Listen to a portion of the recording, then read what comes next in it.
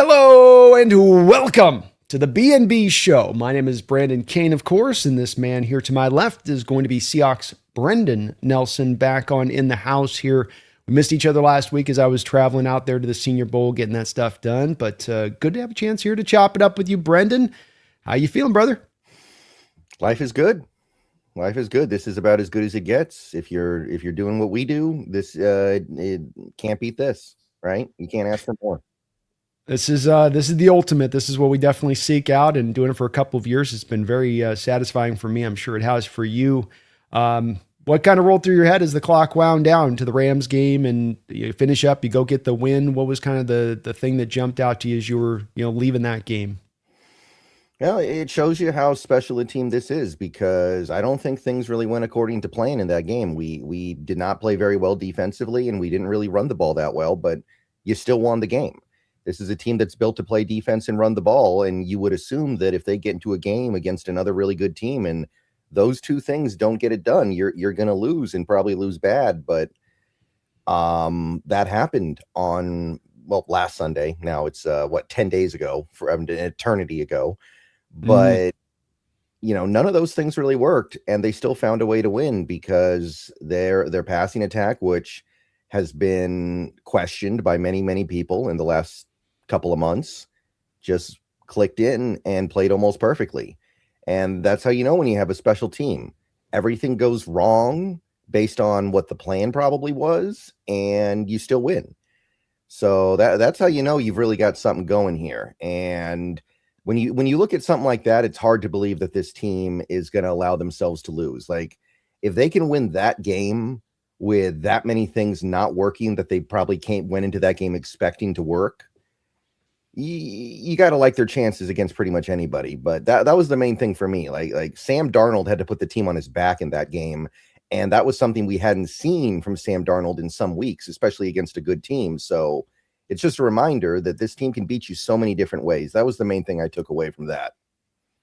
It's always, too, where I've taken a little bit of umbrage with Sam Darnold being referenced as purely this game manager, that he sort of is getting thrown into the category of your Trent Dilfers and Brad Johnsons in this trajectory he's had throughout this year. And I just think that he's more than that, and that type of game showed that he's more than that, and that those guys couldn't have posted that type of game in that type of situation, in my opinion. Would you agree with that? Maybe Brad Johnson. I'm a Brad Johnson fan. I'm a big Brad Johnson guy. That guy, people forget how good he was. Trent Dilfer, yeah, that's a different story. But I'm a Brad Johnson. You think a Brad Johnson could have his Tampa Bay defense fail him and no run game in a conference championship and then get that team to the Super Bowl? I'm a Brad Johnson believer, man. That's my boy. Like, I'm not taking any Brad Johnson slander here. That was always my guy back in the day. But yeah, he was NFL Blitz. Remember NFL Blitz on the N64? I do. So you'd put Sam Darnold on the Brad Johnson train of it. But I'm a Brad Johnson boy. So, you don't have to take that all that seriously. I know. But I think Brad Johnson, history forgets how good Brad Johnson really was. But history will probably forget how good Sam Darnold was this year as well. So I guess that's actually not a bad comparison in my book. But yeah, again, like, you're talking about a game where everything we did in that game that was good was pretty much came from him. Like, there's not a lot else to say. I mean, look, Ken Walker, JSN.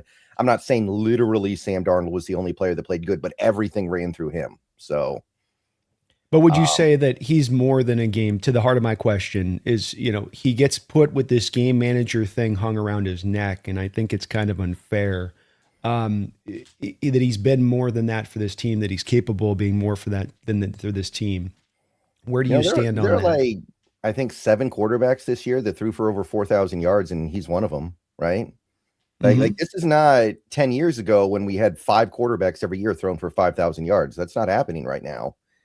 Like, you look around the league right now, yeah, you're going to find some quarterbacks that are better than Sam Darnold. But to say that he's on some kind of game manager level when you compare him to the rest of the league, absolutely not. It's like you got to compare people to their peers, right? You're not going to compare Sam Darnold this year to Peyton Manning or Ben Roethlisberger 12 years ago. You're comparing them to what is going on in the league right now. What's going on in the league right now, quarterback numbers are kind of down, just kind of across the board because of the way teams play. Defenses are playing the cover 2 shell, taking away a lot of the big plays. So when you compare Sam Darnold to the other quarterbacks in this league, I know he's not top 5, but he's definitely top 10, and I think he's probably top 8. So I don't think the game manager thing really lines up with the reality here. So I'm really happy. I mean, part of me wishes that we had played a more complete game against the Rams, of course. But there's another part of me that's kind of like, I'm happy we were able to win on the back of Sam Darnold, because that's something that I don't think people would have expected. And I think that it's something that really threw people for a loop, and hopefully they learned something from it. And I think some people will and some people won't. Yeah, if there's one game that can change the narrative, that one would maybe finally fully do that for those people who've been holding on to that with the death grip on some of the old takes having to do with Sam. We did get a couple pieces of news that I'd like to get your perspective on over the past week and a half since we last spoke. So I know we both talked about ourselves separately on these matters quite good, but let's also just get a little bit of your thoughts too on we got the Clint Kubiak situation going to the Raiders. So I guess a little bit of, where do you stand with that situation, how big a loss this is, and then where you stand currently at the moment of who you'd like to be the ideal replacement. I mean, it's too bad. It is too bad. Kubiak did a good job this year. I'm a fan of what he was able to do, especially in these playoffs. He's been great. And I don't think it's something you can just automatically replace. I don't believe that it is something that is just automatically going to be mitigated. So it's too bad. But at the same time, he deserves the opportunity. He's done such a good job this year. I think that he deserves a head coaching opportunity. Hoping things go well for him. And if things don't, then maybe we'll be there to hire him back in 2 years. Could be a Josh McDaniels situation, right? Because he bounces back and forth between another team in New England like every 3 years. Does seem to be the way it's going. I do wonder with him, for him being willing to take on this Raider job, if not, there was a little bit of, hey, you guys got to give me the 3 years on this. You can't come in here and keep doing what you guys have done and expect this to be a working process. It hasn't worked for you. Keep sliding through these coaches. So if I'm coming in, I need a little bit of, beyond just monetary guarantees that I'm going to have the time to get this done. They don't have to keep their word, obviously. You can fire you at any time, but you got to think that the Raiders will at least be thinking a little bit about that one with this hire, considering their track record of being so quick they're like Dr. Evil with a button on the, where you can push the button and drop the floor out underneath you and send you into the fires below. Mark Davis is slamming on that button every chance he gets. Yeah, but he'll get his money either way, I guess. You can look at it like that. But at the same time, if things go badly, you may never get your head coaching chance again. Look at Spagnuolo. He does great work every year, and nobody will ever hire him as a head coach again, clearly. Very much looks like that. And they're giving him, reportedly, maybe even $100 million worth of a contract to Kubiak, which pretty good reason to go take that job, too, if you got that kind of money sitting for you on the table. Yeah, and look, I like Kubiak. I respect the job he's done. I would not give that guy $100 million. There's no way. Like, Mike McDonald got half that 2 years ago, and his resume was clearly better than Kubiak's is right now. I'm sorry. It just is. I would agree with you there, man. I agree with you there. It's been kind of wild to watch them just get so hot to trot on him, but is what it is. He is looking like he's all but gone here at this point. Who is the coordinator right now in your mind that is number one, the one you want, if you had your pickings? Earlier today, Frank Reich got picked up by the Jets, so he's off the board, by the way. And people who've been on this show for a while know that I'm a big Frank Reich fan, but he is off the board, so we're not going to talk about him. I do tend to look at a guy like Arthur Smith, and if you can get him out of that Ohio State contract that he apparently signed the other day, which typically you can, by the way. That's one thing I should say. Some people seem a little bit confused about that. NFL coach would always rather be in the NFL than in college, so they typically have clauses in their deal that they can leave in the event of an NFL offer. There's a buyout number usually. So I'm not worried about that, but Arthur Smith kind of brings everything together. He plays the kind of offense that I like. He has experience doing it. He has experience doing it well. We can give him personnel that's probably the best personnel that he's ever had to work with, especially at the quarterback spot where he's never really had anything all that great. And I'm not saying Sam Darnold's, like I said, an MVP quarterback, but I do think he's better than anybody he's had to work with before. So I think that is probably the number one guy right now. And in some ways, he's the only guy left that really brings everything together that I like. Like there are other guys that I like too, like Wes Phillips in Minnesota, but he's never called plays before. You just have to hope he learned from McVay and Kevin O'Connell really well. There are guys like Adam Stenavich in Green Bay, who I think is due an opportunity to call plays in the NFL, but again, he hasn't had that yet. You have guys like Brian Callahan, who did get a chance to call plays in Tennessee, and I do like the stock that he's from, but he was obviously a disaster in Tennessee, and he did not get to call plays in Cincinnati, so it's a little bit harder. You've got guys like Jake Peets who are currently on the staff, and they got the nice resume. They've worked under Nick Saban. He's worked under Sean McVay, but at the same time, it's a little bit thin. Like I go through these candidates, and I like some of them, and I dislike others, but none of them are clean candidates to me that I'm just completely on board with, other than Arthur Smith. Yeah, I find myself in the other realm of this. Arthur's kind of my number one guy, and I'd really get uncomfortable about hiring in-house. I just don't think our history's been very good with doing that recently, and would like not to go back down that road again for the sake of comfort, as I think it would be done right now, rather than you actually trying to hire the best possible candidate. So we'll have to kind of track on that, but I think we're kind of in alignment there, Brendan, on that side of it. The other piece of news that we had come out through the week, which seemed to be, as Brock, you had intimated, and I do believe with Brock, love to hear your thoughts on this, is to, we got leaked out that the Seahawks are getting pressured to sell, and there's $5 million fines from the NFL, and Jody's not selling, and that they're due to maybe get sold now, that there's some sale thing that's kicked forward now all of a sudden. Seemed like a little bit of gamesmanship by Mr. Kraft, didn't it? Could be. It would not shock me. Kind of weak if that's true, right? That's, to me, that's not much, right? That's just like, I don't know why the players would be particularly affected by that. So a little bit weak from my perspective if that's what it is, but that may be what it is. One thing I would say, though, is just because it's gamesmanship doesn't mean it's false. And that's one thing that I saw from a lot of people over the last week or so, ever since this story broke, people saying, oh, well, Bob Kraft made it up. And I don't think that's true. I think there's probably a lot of truth in the idea that this team is going to get sold, or the process will start this offseason.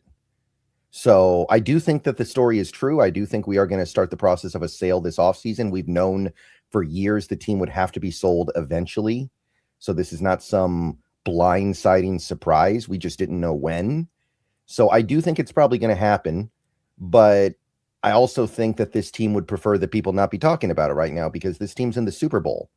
The only conversation the Seahawks want about the Seahawks right now is how great they've done this year and how good a team they have.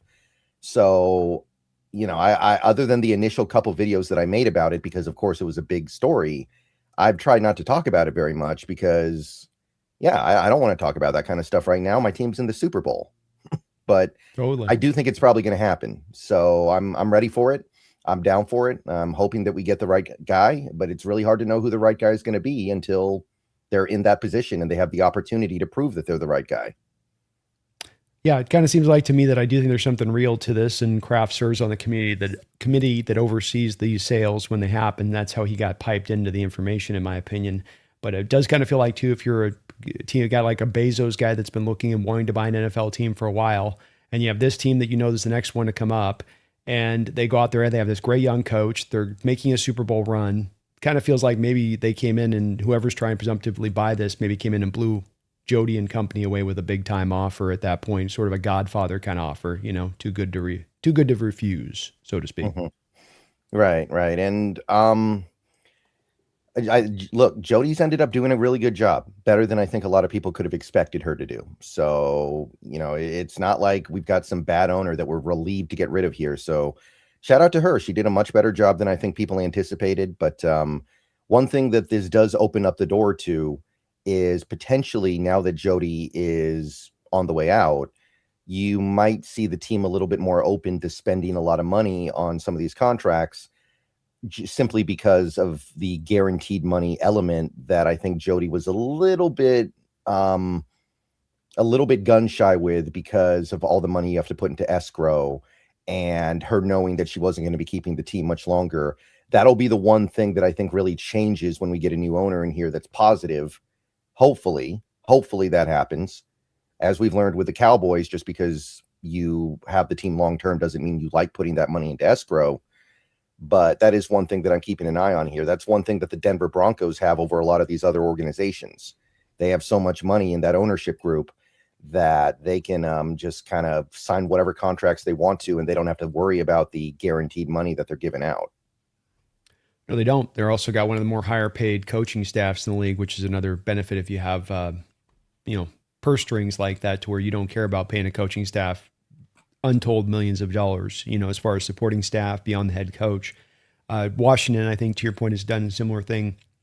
When Dan Snyder moved on, you could see just more of a firmer commitment for the new ownership group coming in. And I think it's no coincidence that Washington gets right back to conference championship for the first time in how long last year with this new ownership group. So it doesn't have to be a bad thing on this, Brendan. It does, we both agree, seem to be something. There's certainly some smoke to this particular fire and a little bit of fire we can see around the smoke, but not necessarily something that's got to be a negative thing for the Seahawks or a bad, ominous thing in the future. And just a couple things to dispel on this. Jody is not going to sell us to a bad owner, number one, nor is she going to sell us to an owner that's going to move this team. Those are two things that some people are a little worried about. Let's just put the kibosh on that.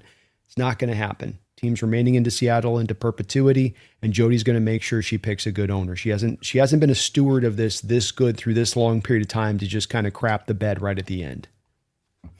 Right. That is one conversation that I see get picked up a lot, and to me, it's just a complete waste of time. This team is not going to get moved. If a team was going to get moved, there are other teams out there that are much better candidates to be moved. Teams like the Jacksonville Jaguars. Until recently, you would say a team like the Buffalo Bills. There was a long conversation about the Bills moving to Toronto until they got good in the last decade or so. There have been conversations about some other teams potentially moving, like the Arizona Cardinals. Those are the teams that are in some jeopardy of being moved potentially. Not the Seahawks team, especially not with the stadium getting upgraded this offseason for the World Cup. They're going to pump $20 million into the stadium. It's going to become an even better stadium. It's already one of the better stadiums in the league. And we're the only team for 1,000 miles in any direction. Like, they don't want to take that away. It's not like we got the Trailblazers or an Oregon team right beneath us or anything like that.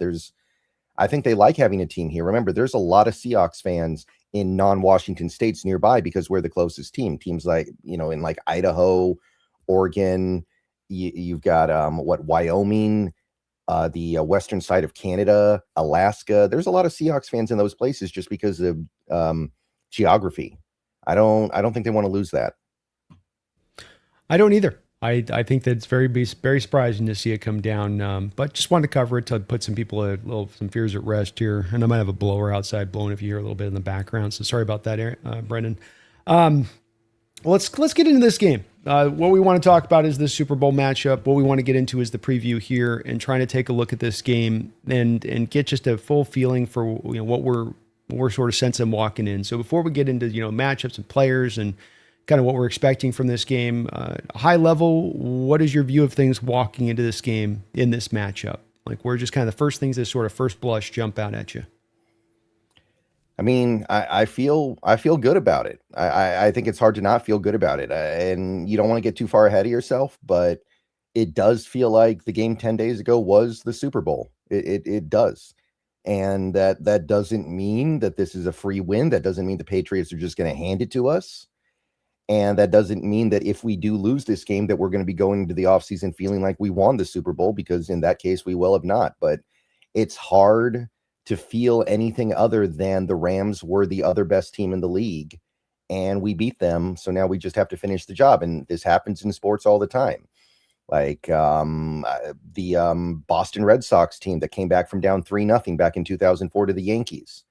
Once they got through the Yankees, you knew they were good. You knew they were going to win that World Series. No problem. And they did. Or, the 1980 Miracle on Ice Team USA Olympic hockey team, when they beat the Russians, I think. Yeah, the Russians. That was not the gold medal game, but you knew they were going to win that gold medal game after that. And they did. So it does feel like you already did the hard part. That does not mean that there's anything disqualifying New England from playing a really good 3 hours of football next week and still beating you. So take it seriously, do your job. And I do think that there is a talent discrepancy on your side and things will come out in your favor, but you got to go out there on the field and prove it. And that, I mean, that's the main takeaway. Just don't mess it up. Just do your job and things will be fine. The team has fit to a certain blueprint this year in the back half of the schedule for how they win games, but this does also feel like a game where you can go win, and there can be kind of a variety of different pathways to going and getting that victory. Do you feel the same way, or do you think that it's a little bit narrowed on that we've got to do A, B, C, D, and this is what's going to be required to take down this Patriots team?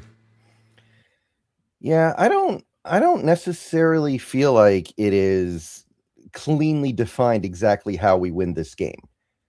I don't. I could see this going a few different ways. Like, I'm thinking about our offense versus their defense. And that's the one area where I think New England might have an advantage with their interior defensive line against our interior offensive line. And that's something we'll talk about more as this show goes on. But I still think we might be able to run the ball on them. But if we can't, then I do think we can challenge that secondary a little bit. And I'm also looking at their pass rush, and we don't know if they're going to have Harold Landry or not. Honestly, it looks to me like he's kind of physically breaking down. I think it feels like he's been in this league for quite some time now. It feels like his body's just given out on him at the very end here. And that's going to drastically affect what I think from this game. You're going to have the other side of the ball with your defense against their offense. I'm not 100% sure what to expect there either. I mean, I have to be honest. This Patriots team did kind of sneak up on me in that I feel like I didn't watch them that much this year. I feel like I didn't learn that much about them this year. I watched some of their games, and certainly I've been watching them over the last couple of weeks now because I've known that we're going to play them. But I think there's like this significant part here that I don't know exactly what the game script is going to look like. I don't know exactly how the game flow is going to be, and I'm pretty open-minded on how we get there. But the good news is this team has shown they can win under different circumstances and different situations. So I don't have a firm feel of like, if we do this, this, and this, we're good. Like, I knew we were going to be able to run the ball against the 49ers. I knew we were going to be able to run the ball all over the Niners all game long, both times we played them, and we did. This game, it's a little less defined to me. Yeah, I feel the same way. I think there are a couple different pathways. I think what does kind of embolden the confidence in us, Brendan, if I may, on this, I just thought that this was one that really stood out to me as far as a stat goes. The New England Patriots walked into this year with a 429 strength of schedule from the previous 2024 records. And then this year, the actual record was down to 391. That was their actual strength of schedule record here, Brendan. The Patriots had the third weakest or easiest schedule in the NFL. So when you look at that and you see the 391, and then you go and you look at the opponents that they faced, and you sort of take this into account a little bit and go, okay, well, not a tough division, fairly easy schedule down the line with these opponents. And then you look to the playoffs where you face a Charger team that's down both Joe Alt and Rashawn Slater, who I've maintained, and I was consistent with this since preseason talking about this Charger team. I felt like those were probably two of their three most important players on their entire roster. To lose those guys was just not like, well, they'll just get right through. Harbaugh's a great coach. He'll be able to bounce through. And that really showed up, I thought, in that Charger game against the Patriots. Then you have them come back next week against CJ Stroud. They're down their number one wide receiver. They're down Tank Dell. And you've got CJ Stroud looking not comfortable having to throw to a couple rookies out there on that outside, say nothing of that pass protection, which we also have known since this training camp has been god-awful and was going to be horrible for him. And it probably added up over a year, right? He's probably getting banged around for a year. It's like finally he's kind of, like a lot of quarterbacks will break in that situation. And then you got last week, snowy elements, Jared Stitham, a Bronco team that needed everything he could bring to make that offense just functional, right? Even with what he does with his legs alone. And that you put all that together with a 391 easy schedule, Brendan, and am I off my rocker for feeling like, man, there's some times here where I've got to tap the brakes on my confidence and not try to predict this as being a very comfortable win, as being very far beyond what Vegas has this projected to be. Because I just look at that. I look at the fact you're better in all three phases of this football team. And it gets hard for me necessarily to be as much to say that this is, you've spoken a bit about this a couple minutes ago, but that it's as mighty a challenge as it should seem for being the Super Bowl. No, I think that you do have a valid point. Again, the thing that you push back with is just them having an easy path here doesn't remove the possibility that they can play very well for 3.5 hours on Sunday. But nothing, even if they do that, that doesn't change the fact they had an easy path here. They did. So, and when you break it down, like when you go even further than just the strength of schedule, you look at a game like the game they played against the Ravens, right? They were losing that game, and then Lamar got hurt, and they came back with Tyler Huntley on the field. There's no way they win that game if Lamar stays in. So even within that relatively easy schedule, they caught breaks like that. They got to play Tampa Bay after their season completely fell off a cliff and everybody started getting hurt for them, right? We had to play Tampa Bay back when they looked like a Super Bowl contender early in the season. And you start breaking it down, and if there were some kind of quantifiable statistic for luck in the NFL, this is probably the luckiest team in football. They themselves have mostly avoided injuries this year. They missed a few games with Milton Williams. I think Spillane missed a little bit of time, but other than that, they've been pretty healthy all season long. And that's with guys like Stephon Diggs in there, who I would have bet just about anything that he would have gotten hurt at some point this year. But no, he played all 17 games, I think, and ended up having a really nice season. So this is a team that is very fortunate to get here. There's nothing wrong with pointing that out. There's nothing wrong with acknowledging that.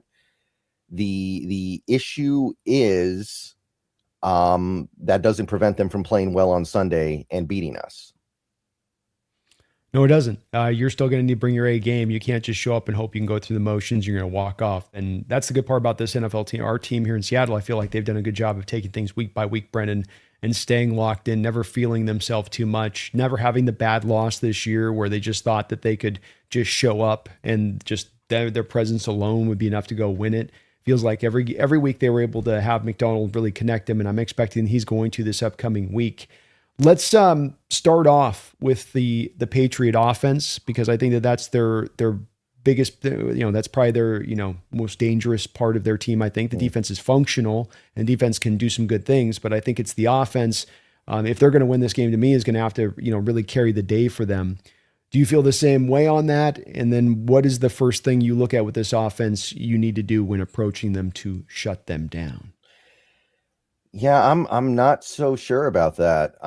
You look at what this offense has done against good defenses in the postseason, and make no mistake, the postseason's the first time they've run into good defenses. I don't know if that's the strength of their team. I'm not saying they're not, but I think it's a little bit less defined. Like, they put up big numbers because they played bad defense all season. I did an article for On SI a couple weeks ago, and I actually did the calculations on the defenses they played this year. The best defense they played this year in terms of points per game was Buffalo at 12th. They did not play a single defense in the regular season that was top 11 in points allowed. Not one. The best defense they played in terms of EPA was the Browns, who are good, but that was it. Like, they played the Browns, who were 4th in EPA. They played the Saints, who were 10th, and that's it. Those are the only good defenses they played all year. And then they get to the postseason, and you've seen the offense has not been very good, particularly the last game they played. They did basically nothing for 4 quarters and ended up playing water boy offense because Stidham gave them a free touchdown, and they were able to just kind of ride that. And I don't think anybody in the chat knows what a water boy offense means anymore, but basically it just means you're trying to not blow the game offensively. You're trying to just basically punt the ball away and let your defense take you home. But I don't know. I do agree it's been a good offense this year, but I'm not convinced that's the strength of their team right now with what I've seen in the postseason. I think that offensive line is very questionable, especially that entire left side. I think that left side is looking weak. Will Campbell has been, I think, a little bit of a mess in the postseason. He did look a little bit better against Denver, but he doesn't seem to really have it right now to me. Jared Wilson's been bad all year. He's playing out of position. I get it, but I don't think he's been very good. And they got Garrett Bradbury at center, who is like kind of the definition of just a placeholder. I don't think their receivers are that great. I mean, they've had a decent season, but I don't think there's a lot of juice in that receiver core. And I don't think they have the size and strength in the middle to really run the ball on our interior, which is where you can do damage on this defense, as the Rams proved. You run between the tackles, you run A gap, B gap, you can make some things happen, but I don't think this Patriots team has the guys to make that happen. So I don't know. It's tough with this offense to me. It is hard. I think that those are all very fair assessments as to what we're seeing with them, and we do have got a little fancy thing. I've been playing around with the Chat GPT. It's been the thing's coming along a little bit, Brendan. To be able to use this as a resource. Let me So see here. Any typos? Wow, actually no typos. That's incredible. no typos. It's clean, huh? Not bad. So we've got this is the Patriot offense here in kind of a snapshot for you guys. The pressure rate is 27th overall on the bad side of it. And if you see one of the reasons for that being, if you go down 4 marks below that, you'll see they're 29th in their time to throw at 2.97 seconds. So, right out the gate, when you're looking at facing this Hawk defense, Brendan, you go, oh goodness, we create pressure, and we tend to be the hardest on those teams that hold on to the ball and are creating the pressure, if that makes sense, right? If you're getting the ball out of your hand really quickly, we might not have the pressure packages to quite get there that fast. But if you're a 2.97, if you're a 3-point guy, second guy, like that's the kind of like you're walking into the jaws of the beast a little bit with our defense, aren't you? Yeah, that's one reason why I think this is a good matchup. I'm thinking about running stunts on the left side. I don't think they're going to be able to handle that. You run stunts with Big Cat and DeMarcus Lawrence on Will Campbell and Jared Wilson.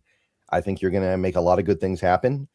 And look, some of the pressure rate, some of the time to throw stuff is by design because Drake May does scramble really well, does use his mobility well to buy time. Same with Brock Purdy. And Brock Purdy had all kinds of seconds to throw when they played us a couple weeks ago. But I do think that eventually you're going to be able to get home against this team because they don't even beyond that. I just don't think they can protect that well. No, I don't either. And those 2 rookies on the left side, Brendan, you just look at that. And even Morgan Moses over on the right side. I mean, we're talking a guy, right tackle's been in the sport forever, mid-30-year-old guy, does not move the same way. I think the Hawks are going to have a potential of being able to sort of slam a power guy to one side and then the twitchy guy to the other side, right? Twitchy guy for Moses and then get the power guy for Campbell. And that you could really give each of those 2 guys fits throughout the course of the game. Because you kind of got 2-on-2. Like I think Uchenna and Boye, I think of more of like dip, bendy, quickness. And then with Derek Hall and DeMarcus Lawrence, I think more length, power, a little bit extra size that they bring to the table with the positions. And that's where I think you're really well suited to be able to go after these 2 tackles and this offensive line in general. I still don't understand, Brendan, what the draw is to take a center in college and move him to guard in the pros. I still can't think of, maybe Landon Dickerson was the one guy this has worked with in doing this, but it seems like every other team that tries this out, including us with Posick a couple of years ago, it just doesn't ever seem to work. Yeah, I don't get it either. And he hasn't been a train wreck, but I don't think he's been very good this year. So I imagine he gets moved back because Bradbury's not very good either. Like Bradbury to me is just a placeholder. I think Jared Wilson will get to move to center next year, but for now, it's a weakness you can exploit.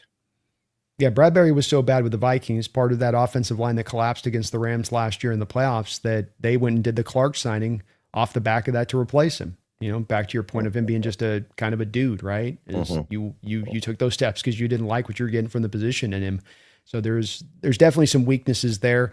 They are pretty good in team rushing EPA at 11th. Their team passing EPA per play is first, and some very interesting passing numbers to kind of dive into beyond this, just the EPA of what they do in that way, Brendan.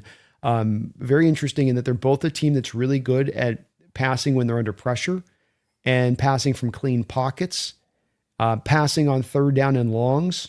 These are situations, we see Mike tend to go into more of stack box situations when he gets that kind of situation, 3rd 8, 3rd 9, let me stack the box up. Not to say bring the blitz, but just give him a little bit of heat, maybe send 5. But this team in the Patriots has universally been good in how they've thrown. Competition is obviously a factor into this, but it does seem like one of the parts that I was surprised in doing some research onto this, and that they're, especially considering their receiving core, pretty legitimate at throwing the ball, are the Patriots.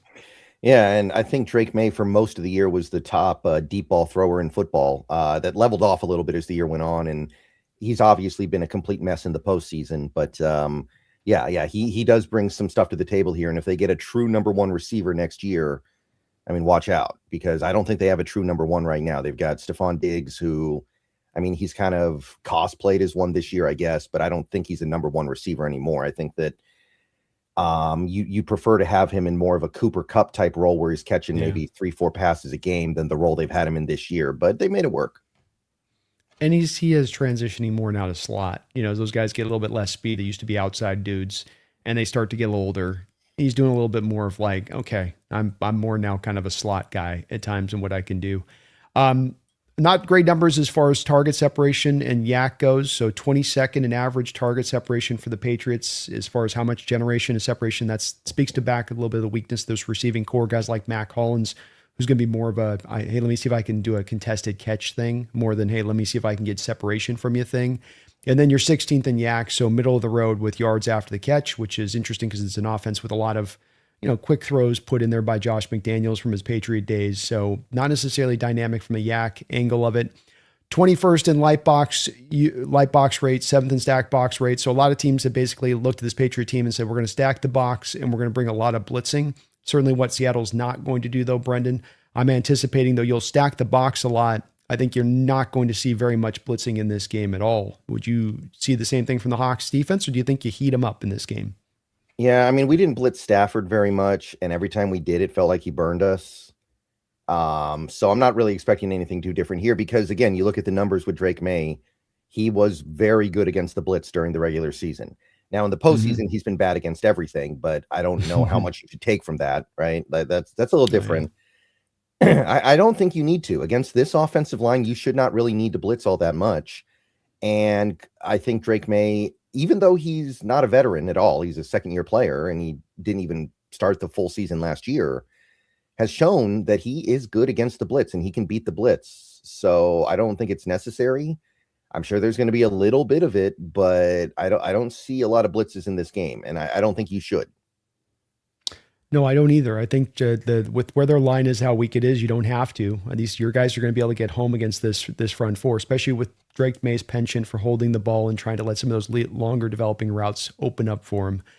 They are 12th in rush inside percentage, 26th in outside percentage. So they are a fairly extreme team about where they're looking to attack in the rush game. I think ideally, Brendan, they wanted to have a little bit more of Travion as a secondary back to Ramondre, but there seems to be some issues with Travion as far as vision, picking the right holes, reading things correctly, and then he's been kind of a catastrophe when it comes to pass protection. Yeah, I definitely wanted to talk about that with you before we were done with the show today. So he played 4 snaps against Denver in a game where New England ran the ball the whole game. Like, it's not like they had to drop back and pass over and over and over again and they needed somebody who could block. No, they were running the ball, and he still couldn't see the field. They had Ramondre Stevenson out there the whole game. He played like 60 snaps, which is ridiculous for any running back in any situation. There must be a tremendous lack of trust there because I do understand that Henderson's a rookie and there are some problems in his game, but to me, he is the more talented of the two players. So it's very, very interesting the way they've split it up here. You'll probably see George Halani get more snaps in this game than you will Travion Henderson based on what I saw against Denver. It's very possible. You wonder if maybe there's a little bit of like the footing wasn't as secured. So, a guy that's going to be a twitchy back like Travion that's going to need to like make cuts on a dime, can he do that in those conditions versus Ramondre, who's a little bit more of your, he's just a cattle car. He's going to come downhill on you and be tough in his running style and get you the extra yards. And then in that kind of a snowy environment, you lean into one versus the other, especially with Travion, because you just can't trust him in pass pro. If you're going to bring him out there, it's just your third down back. He's got too many holes. Like if he does that with us, I'd have Mike dialing up blitzes just to test him out in pass pro with a linebacker. Like Ernest Jones will eat his lunch if he is sent on a blitzer, in my opinion. And they don't have Antonio Gibson to fall back on, which would have been kind of their secondary back they could have gone to. So they are a little bit, stuck here with their running back position, which to me only all the much more means that Seattle, a little bit like the Rams game here, can really lean into the inside runs, that they don't have to as much protect themselves universally for things like fly sweeps and stuff like that, that you really can kind of keep it between the tackles here as far as where your concentration is. And with the Seahawks light boxes, Brendan, maybe that'll make it easier for them to defend the run. Yeah, and also I don't think this Patriots offensive line is built to run the ball like that. Like you look at a team like the Rams, right? You got a team like the Rams. They've really dumped resources into making sure they can pound the ball up A gap and B gap with that interior. All that, 1,000 pounds of interior offensive linemen they've got probably. Oh yeah. The Patriots aren't like that. They've got Garrett Bradbury in the middle there. The only really big guy they have in the middle is Owenwu. He's a big dude. He's like 350, I think. But Jared Wilson, I think, is around 300 pounds as well. He might even be like 290. Hmm. So they're not built to run the ball like that. They've kind of had to run the ball like that, I think. But in my mind, when they put together this team in the offseason, they were thinking they were going to have a balanced attack with Henderson being kind of like your outside guy and Stevenson being your inside guy. And for a good chunk of the year, they had that. But now going into the Super Bowl, it really feels like they've become kind of an inside running team with Stevenson. And look, that's probably the right way to play against the Seahawks team. As the Rams proved, you're better off trying to get it in off A gap and A gap and B gap and try to challenge the fact that they don't want to play base. But It is. I look at this Patriots team and I'm like, they're not built to do it the way the Rams did. The Rams had to dump serious resources to get to where they were in that area of football. And I think that this Patriots team is not really built for it. They're just kind of making do. Yeah, I do feel the same way. I do think that the pathway, you know, oh, sorry. I do think that one of the few pathways for the Patriots, Brendan, to get a win here against the Seahawks team, and anything can happen in these games. But one of the narrow points for me is if they can just lay on the ball, if they can just control the time of possession, keep our offense on it, try to wear down our defense over the course of the game, just keep grinding out third downs, the 4 yards, 5 yards plays that, I don't think like the Rams were situated to do it. They set themselves up to do it this offseason. They could just never seemingly stay committed to doing it. It always seemed like every game McVay was always driven a little bit to how can I get back to the pass? I think with this Patriot team, though, despite all the things you said, which I think are very much true and how hard it is to run, I still do think that if they can, knowing that we do run the light box and knowing they do have the ability to get at least downhill into those A and those B gap runs, those power runs with Ramondre, and he's the type of back that can be utilized that way. This would seem to me like one of the few ways they would have a pathway to getting to victory. Would you agree on my assessment of this? Yeah, you want to shorten the game as much as possible if you're New England, because I think even the Patriots would agree they are underdogs in this game. Most people are picking Seattle. You've seen the experts, you've seen the prognosticators. Most neutral people are picking the Seahawks. So you got to find some way to like make it so that the team that is not expected to win wins. And one way you do that is you shorten the game by reducing the total number of possessions. And if you can get like if this game has 13 possessions for both teams, I think there's no way we lose. But if it's like 8 possessions per team, then it gets interesting, right? At the very least, you're upping variance. And you want to up variance if you're New England in a game like this. And in a weird way, the best way for them to increase variance is to reduce the number of drives. So, and one thing about the Seahawks defense is, as good as they are, they don't make a lot of tackles in the backfield. Like they're not a big tackle for loss team. They're more of a no gain, 1 yard, 2 yard gain team. So you can kind of keep it moving against them. You just have to be able to convert your third and mediums. So, I mean, there is a little bit of a roadmap there, but I don't think this Patriots team is the team that's built to really do it. Mm. No, they don't. They don't seem to operate from a standpoint of being able to live in that mode, to your point. And the 2 points of data that stand out to me that really illustrate this, Brendan, are I thought with Drake May in the second year when I went and looked at, okay, it's a team that went 14-3. It's a team that had a lot of comfortable wins, a couple blowouts on the books. I should be seeing some pretty 50-50-ish run pass kind of splits, right? As far as their team as a whole, or something close to that in alignment. Mike Vrabel is a defensive minded head coach. They're passing 55% of the time this year. And I keep coming back as I look at that stat. First, that's the first one, Brendan. And I go, well, that's got to be a little bit of Josh McDaniels with the old Brady stuff. And like, I want to throw spread concepts. I really want to throw. He's got a little bit of the McVay stuff in him too, right? Where it's like, I'll run for show. I'll throw to go.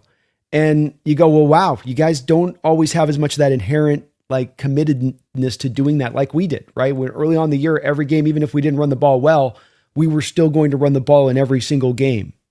By hook or crook, we were going to get it done.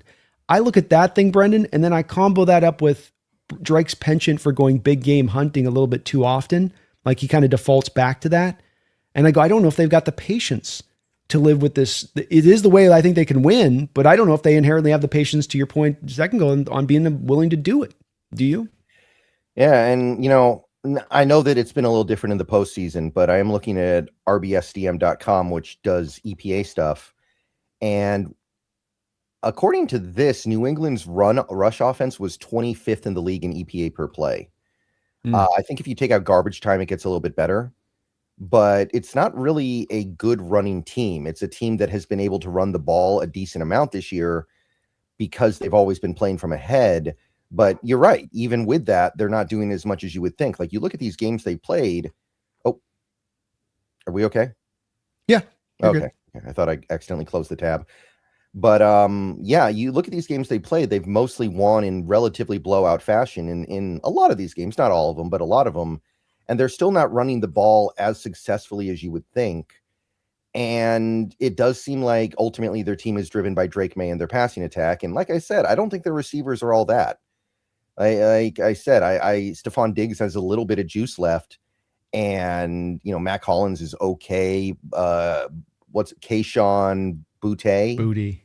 Kayshon Boutte, he's okay as well, but I don't fear this receiver core at all with my cornerbacks. Like a lot of people are looking at that Rams game, but I don't think there's any comparison between what the Rams have at receiver and what the Patriots have at receiver. I don't think it's even close. So and I don't feel like you got to play matchups either. I'm fine with Woolen on either of those guys. I'm fine with Witherspoon on these guys. Like I don't think it's even really a big matchup thing. Like Eman Wari on Diggs, I'm down with that. Yeah. To me, it's just a completely different ball game. It really is to me. I mean, you mentioned the two receivers, Booty and Mac Hollins is their de facto two out there. I mean, he's the guy out there a lot, and he's a good run blocker, but he's not separating. And I'm watching the tape; he's just not. And Booty's got some ability to him, but it's 400 yards receiving this year, and intermixed a little bit. But I don't think he's separating from our cornerbacks out there.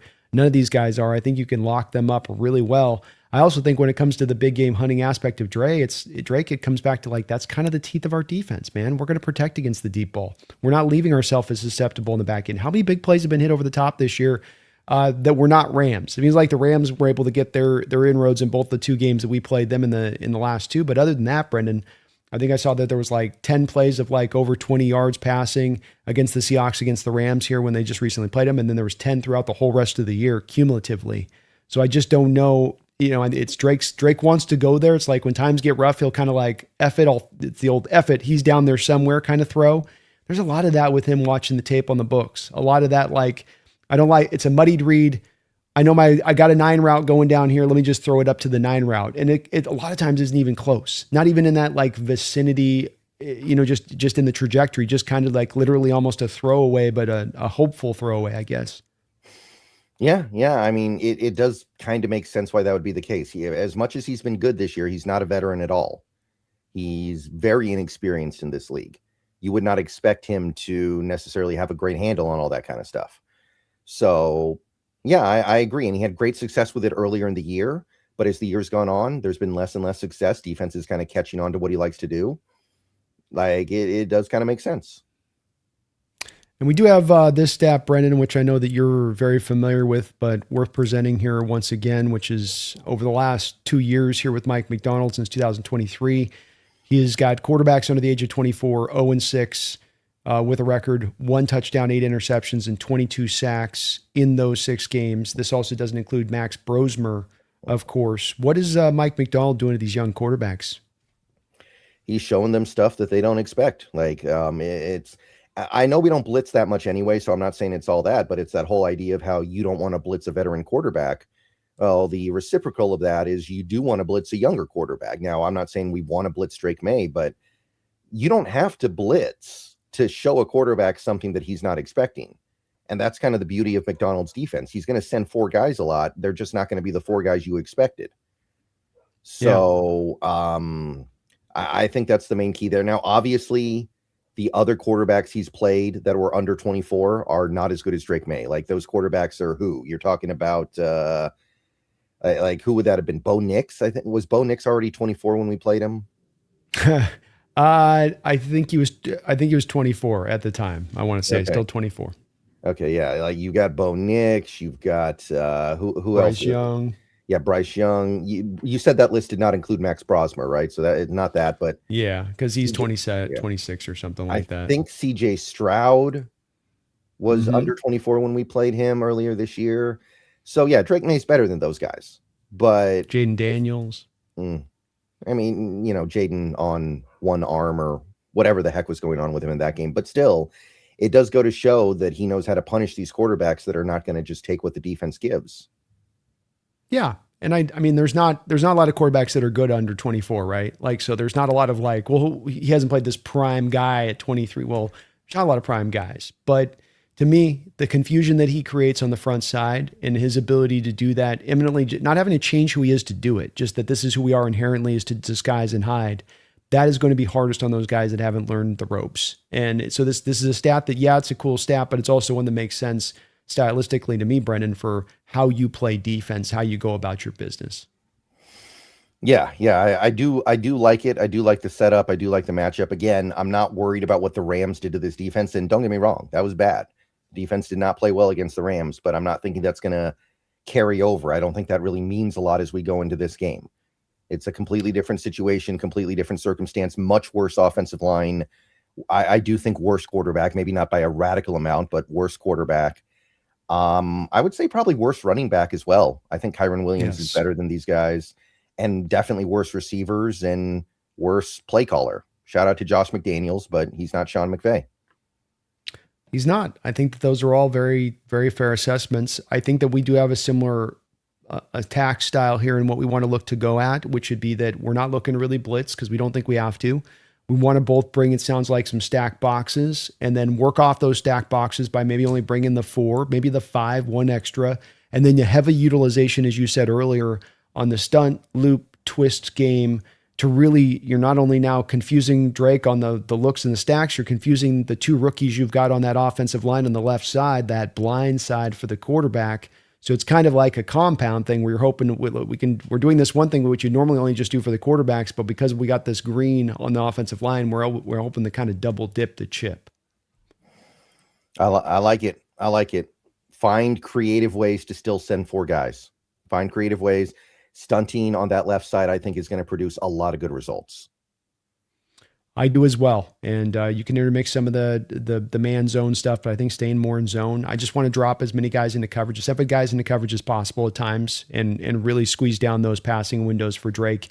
He seems to be a guy, I think, a big part of this game to me that's the key. I think I heard Tony Romo speak to this, and it's something that I saw from the tape, which is this game's going to come down to, Brendan, which offense can be more effective knowing what they're going to encounter to the defensive side of the ball. The Seattle Seahawks are going to know that they can counter the single high safety a lot against this New England Patriot team. The Patriot team can end, and then a lot of 3-4 base looks, Brendan, right off the 12 personnel, because that's where Patriots are going to live. They're going to live with a lot of 3-4 looks, base personnel, and a single high safety. So a lot of times bringing that extra safety in the box, where Seattle defensively lives in nickel, and then they like to do the 2 high shell.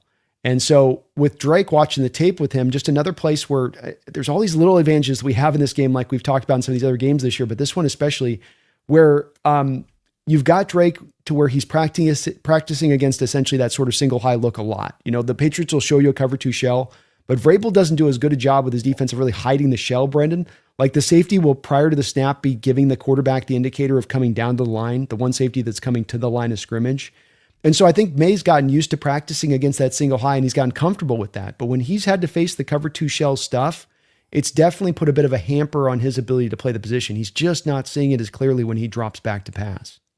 Yeah, that does make sense because he is a guy who likes to fling it down the field a lot. He is a guy who likes to challenge that. So, it's kind of like what happened with Russell Wilson in 2020, right? When teams started living in cover 2 against him, he was not nearly as good.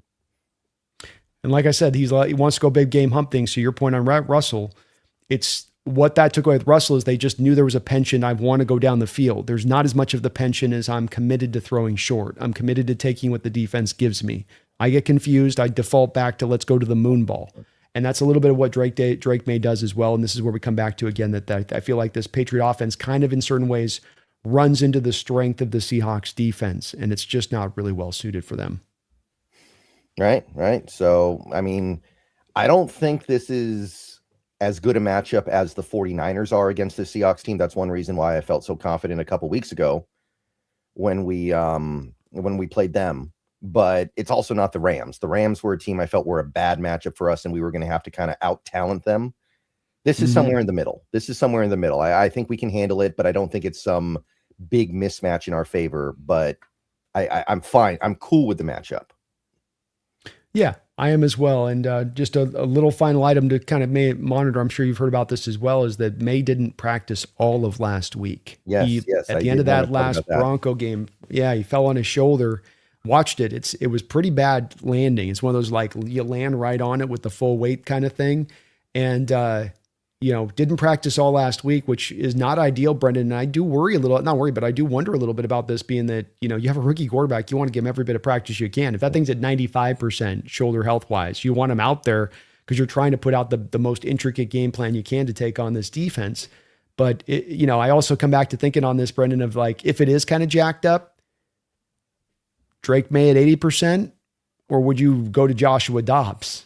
It's like, I wouldn't go to Joshua Dobbs in no way, no how in this game. No, So I don't think you can.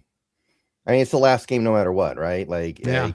you got to go with the guy that brought you, I think, unless you literally cannot. But, you're absolutely right. I think there clearly is a problem there. And after the injury happened, there were some throws he made in that Denver game that were good, but there were also some ones that were really bad. And I don't think those throws are that bad without him being negatively affected in some way.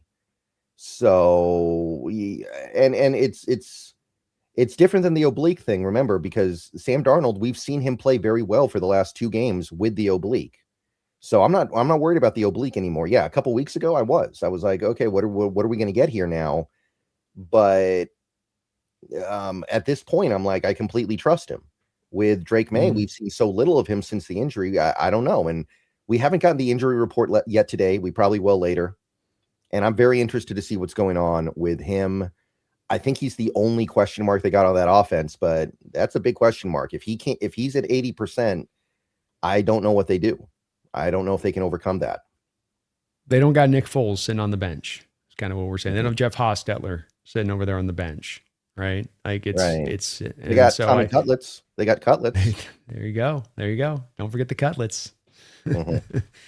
Well, let's peel this over here in a second. Back over the defense. Let's get a couple of we got a couple donations though, and sponsor the show drops. We'll get a little love to that. Thank you, Warhammer Guy, for the $2 donation. It says Jennings Dunker would solidify this O-line for 4 years. He was the one guy, Brendan, getting a chance to watch him on the field and work, and he just went out there and could have been one of those guys after probably 2 days said, okay, I did my work. I'm good. I'm going to go. But he played all the way through, played in the game. They had him playing at right guard and a right tackle. He was very good at both. Kind of think that he's going to be out of our range at this point in the first round. Somebody's going to probably grab him in the 20s. He's kind of in that, he's in that Graham Barton, Gray Zabel kind of area of things where a guy could probably play a couple of different positions on the offensive line. But boy, I tend to agree with Warhammer. If you could get that guy at right guard for the future, you are set for maybe the next 5 years. Yeah, I think it's game over though, like you said, especially because his arm length is longer than expected. He ended up measuring in with I think 34-inch arms. So I think he's a tackle. If that's true, he's going to play tackle. And I don't think he's going to get to us. I think somebody will be like, okay, there's our right tackle of the future. We're going to take him at 27 or something. I don't know which team, but like a team like the Rams, and I don't know if they would do this. I think they'd probably go a different direction. But if they get there and they're thinking about, Rob Havenstein probably going to retire soon. Warren McClendon did not look good in the playoffs. Maybe they want to go that way as a right tackle. Makes sense to me. Absolutely does. And he always has the fallback of going guard or even center if it doesn't go there, where he'll be a top one at those other two positions if he can't make it at right tackle. So it's just there's so much safety in him in this draft where there's not as much safety and not as much knowledge of having really, really good players. It's kind of a little bit more of the mixed bag there. But Warhammer, love him, man. He's one of my draft crushes, and if we get him at 32, that would be phenomenal. King Prodigy, thank you for the $10 donation over on Brendan's side. B&B, I wasn't old enough to know what I was watching when we played the Pittsburgh in the Super Bowl, but after some research, it seems very similar to this one. Hawks versus a young quarterback, heavy favorites. Am I wrong? I think you are. For one, Pittsburgh was favored in that game. I remember very clearly everybody picked Pittsburgh for that game. So I think Pittsburgh was I can't remember how many points favorites. So they were definitely favorites for that game. And also Pittsburgh had the tough road to get to the Super Bowl. They had to go through the 1 seed, the 2 seed, the 3 seed, and they had to go on the road, and they had all that momentum from beating, the Colts. It looked like the best Colts team ever. They beat the Broncos in the AFC title game in Denver. They blew them out, actually.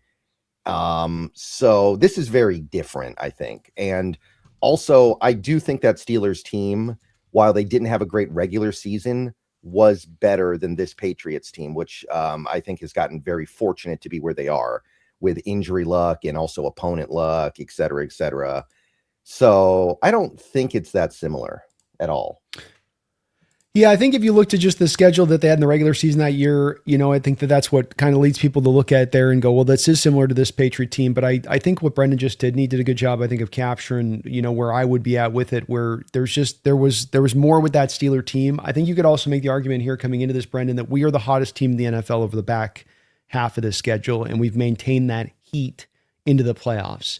So we're playing our best football. We're playing the best football of the NFL right now. And likewise, that Steeler team in 2005, as they entered in that Super Bowl with the run that they had at the end of the year, got really hot at the end of the year on top of the pathway that Brendan just talked about that was so tough, such a gauntlet to get through.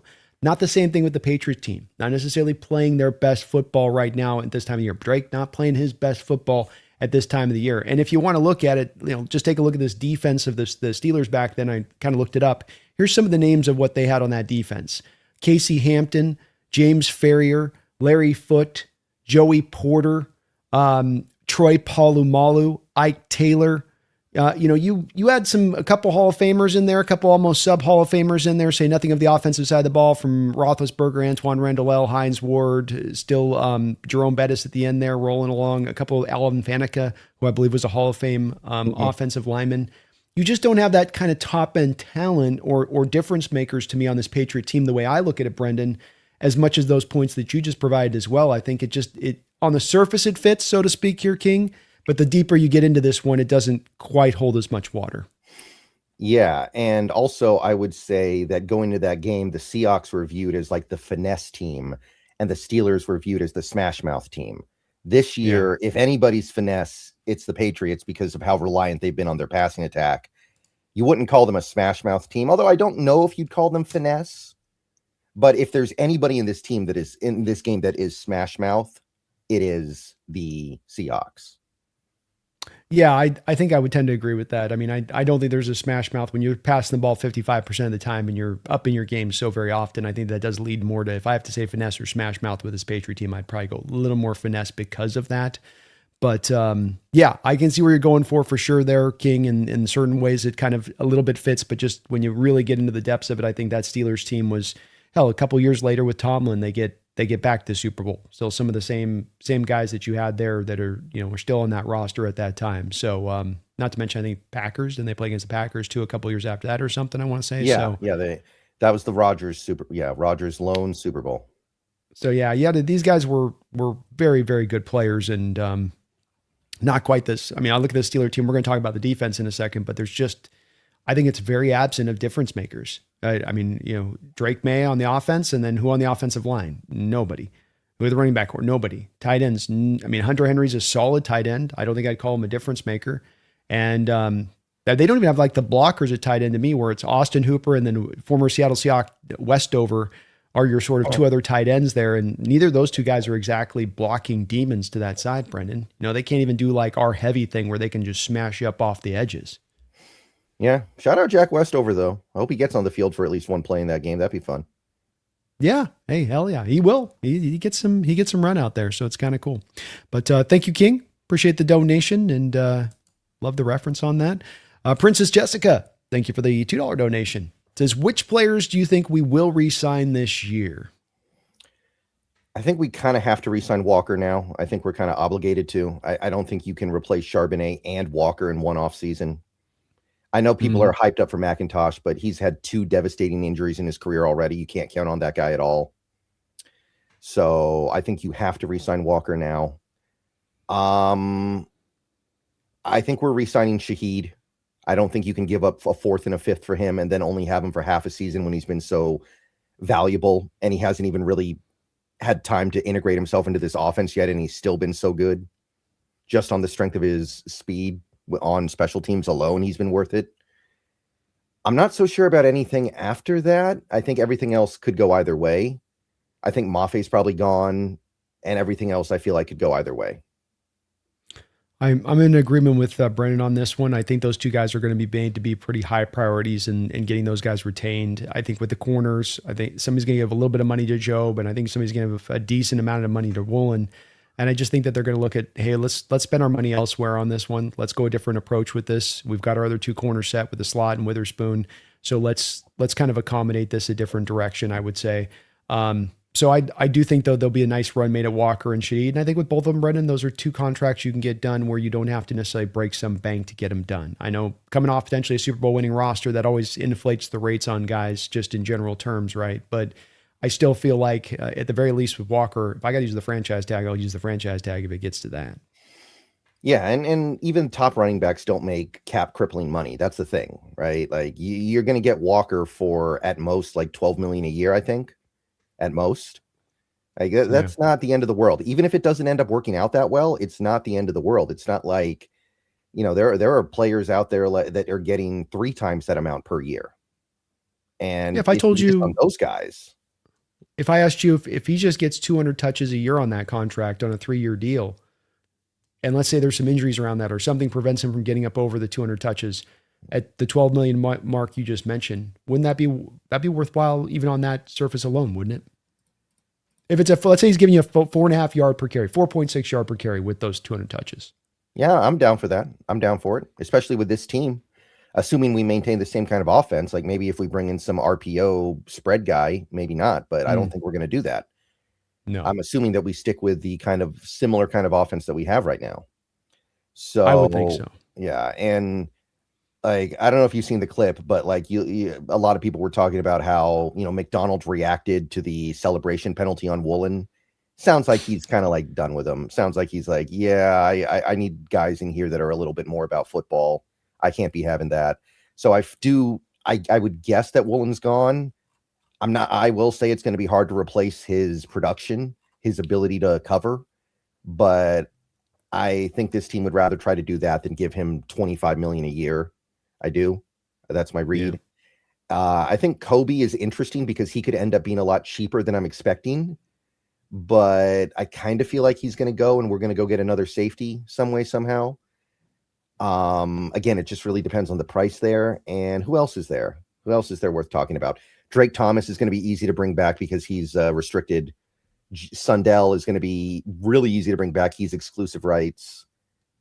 And I can't think of any. Oh, Bobo, I guess, but that's going to be really easy too if we want to do it. So I don't think there's nothing else really worth talking about. Yeah, they're in an amazing situation this offseason if they can win the Super Bowl, Brendan, because I don't think you could say that there's ever been another team in a better. Well, yeah, the Tampa Bay Buccaneers, that were able to return all of their starters a couple of years ago. But just from the standpoint of that was always like, well, one more year. This is like the beginning of something a little bit. And the fact that not only are you almost basically returning just about all your starters, save for a guy here and a guy there, we just got the increase in the salary cap to $90+ million. You got all this money you can go spend. And yeah, you got a couple of extensions you still got to get done, but that's not going to peel it all away. And then like you signed Devin Witherspoon and JSN to an extension and now you're done. You're still going to have a lot of money to spend. Don't kick in for years is the thing, right? Yeah. Like if you extend Witherspoon, he's got next year to last year's rookie deal. You can use the 5th-year option before you extend him. Then he's years away from that extension money even kicking in. And that's typically how these things go. Like, I don't think NFL teams are in a hurry to like front load these contracts, especially when they're in a window like right now. And the player doesn't care. The player just cares about getting his money, and he's still going to get the guarantees, right? Yep. So 100%. It doesn't mean anything to the player. Same for JSN. Like these are not going to be crippling deals for years and years. Like next year, those guys are still going to be very cheap, even if they get monster extensions this offseason. I think the one concern is just the edge room, right? I think the edge rusher stuff is the one thing about this team that concerns you, because I can feel that part of the team breaking down. And that is one thing that concerns me a little bit about this game. Do those guys have any gas left? D-Law's been great, but he is 33 years old. He's got a lot of miles on him. We've had to ask way too much of him this year because he's been our best guy out there. I hope he has enough left for one more game.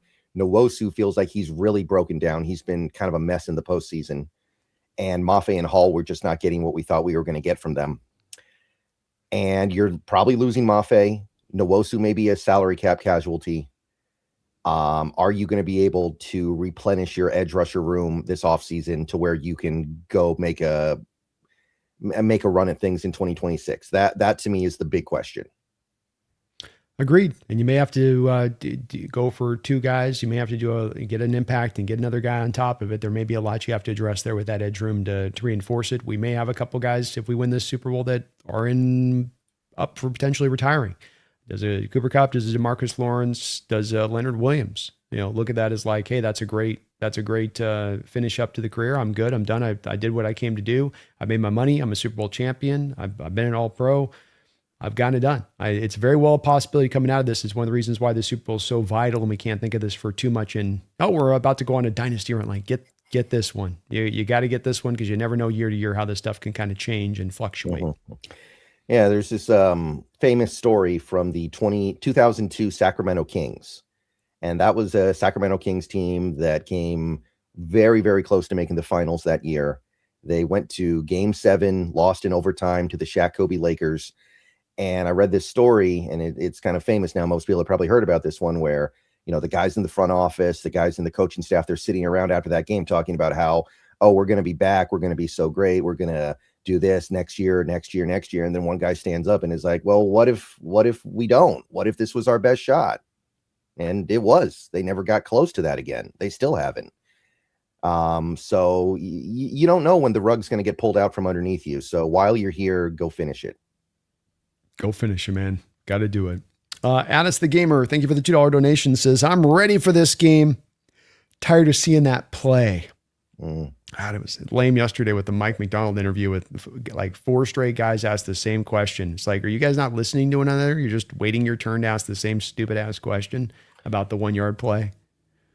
Yeah. It's you can see why Marshawn does what he does sometimes, can't you? You can really tell.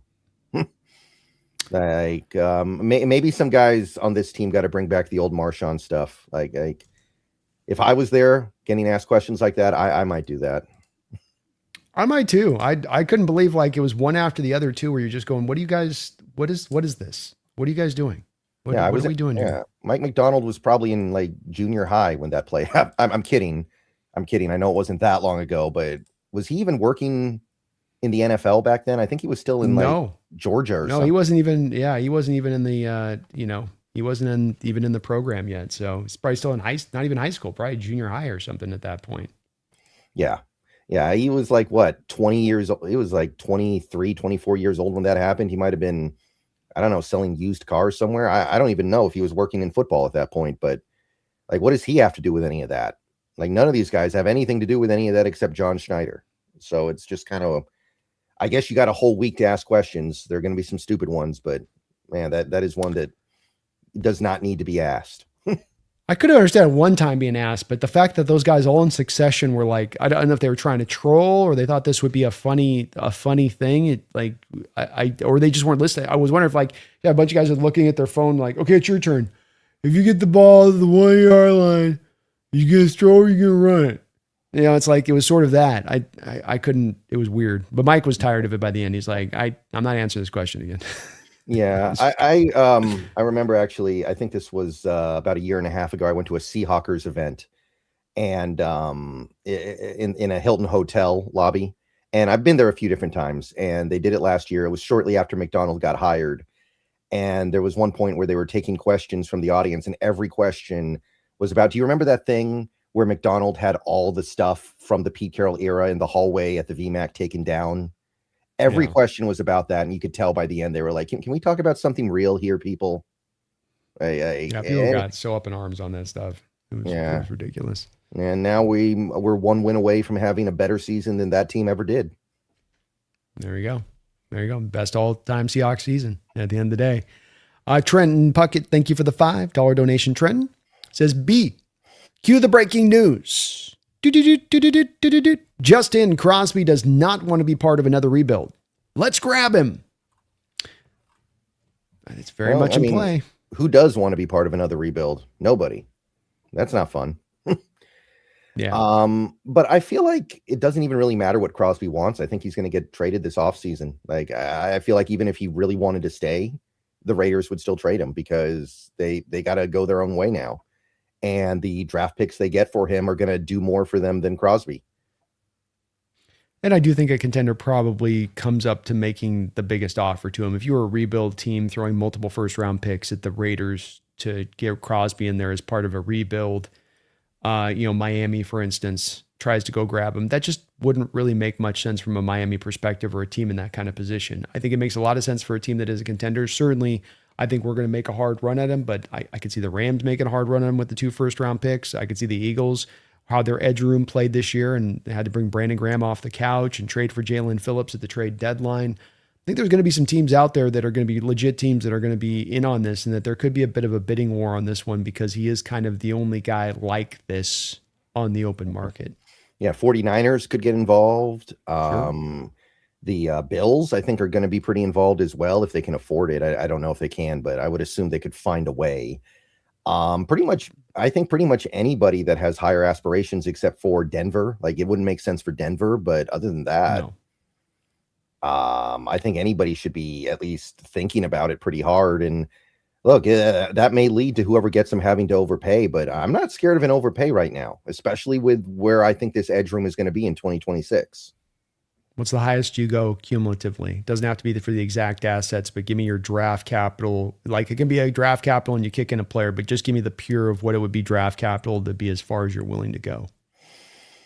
I mean, I would probably go like 2 firsts, a second, and maybe a throw-in player.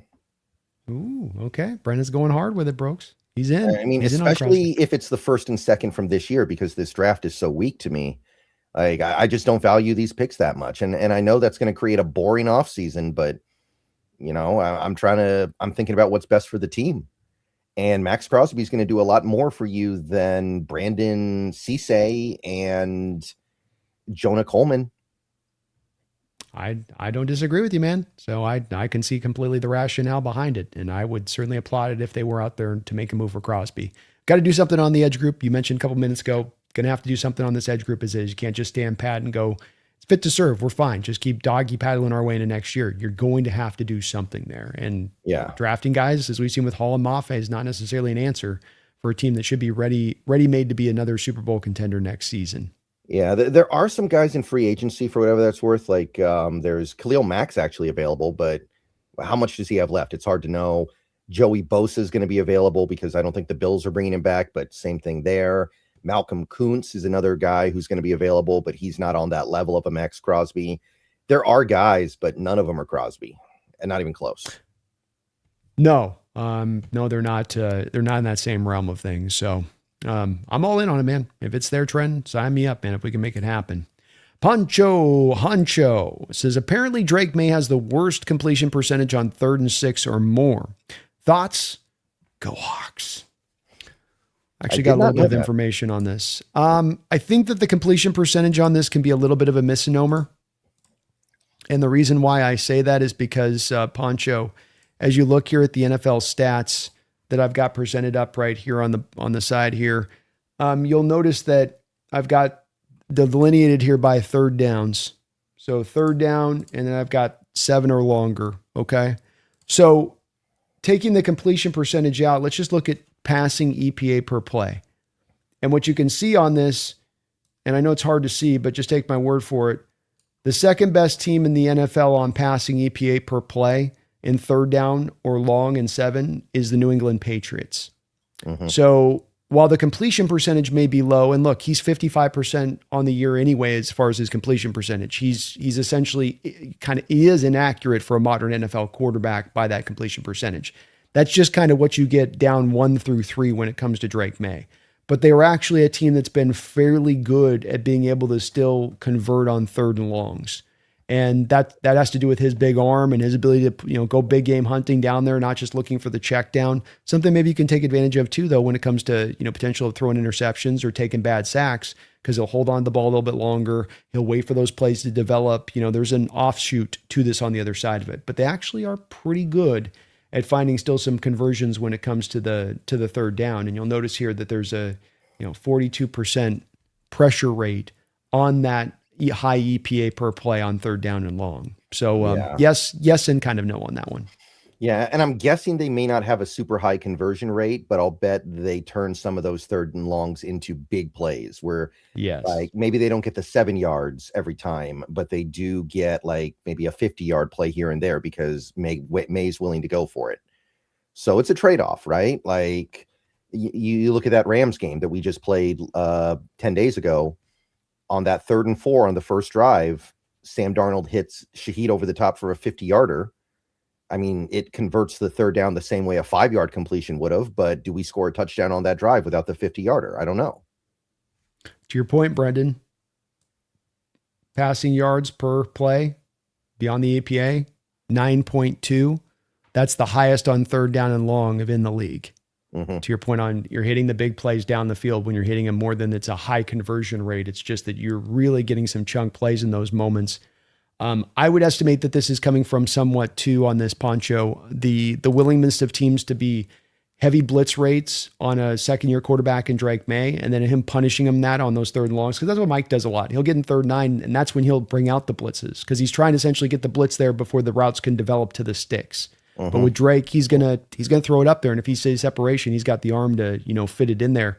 It's part of what makes it hard on this one is I just don't think Mike's gonna as much go to that instantaneous blitz mode as he would with certain young quarterbacks in that point that are in that 3rd and 9, 3rd and 10, like he might have with like a Bryce Young earlier on in the year.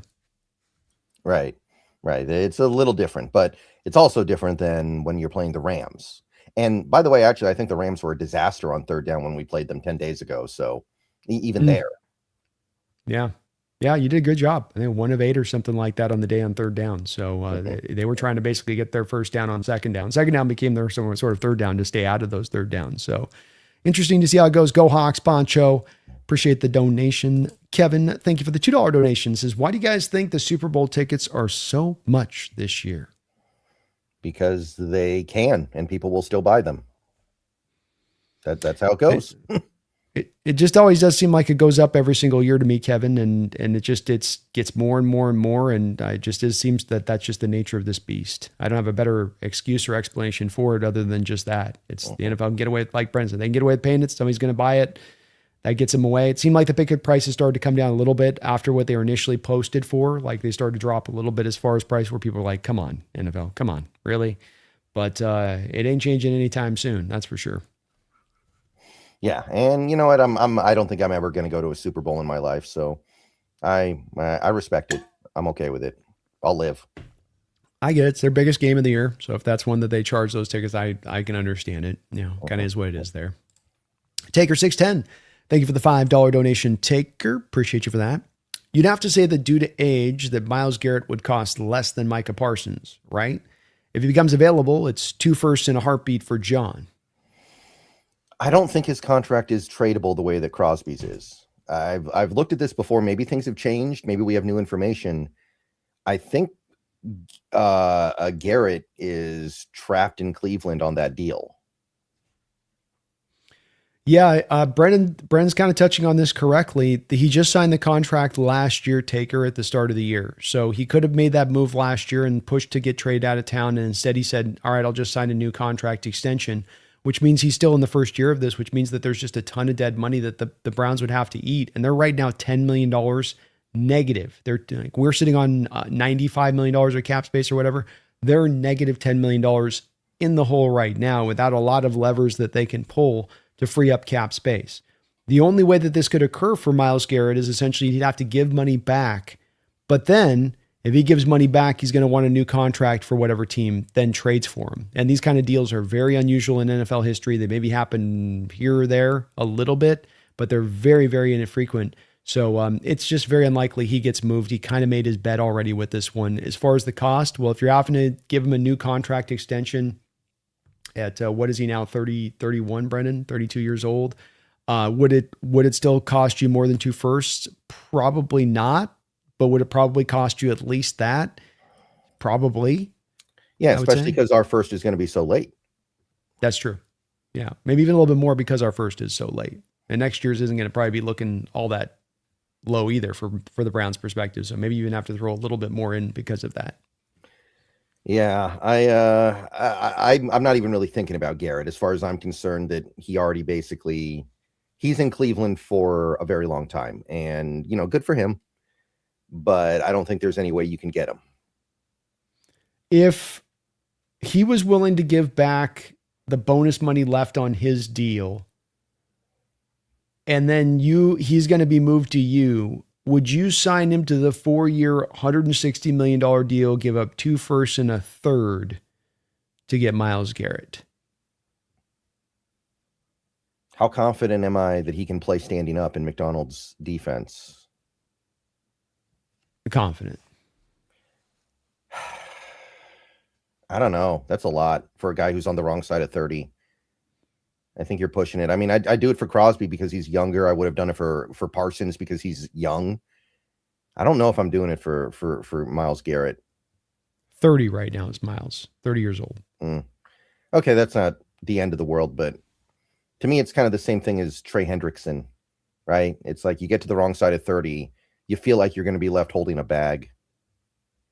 He is kind of one of those freakish guys that I often talk about where it's like, and I wouldn't say this about Hendrickson, right? As a former 3rd-round guy, that it's those freakish guys that are just uber talented where they lose the half a step, but they're still kind of sub-freakish.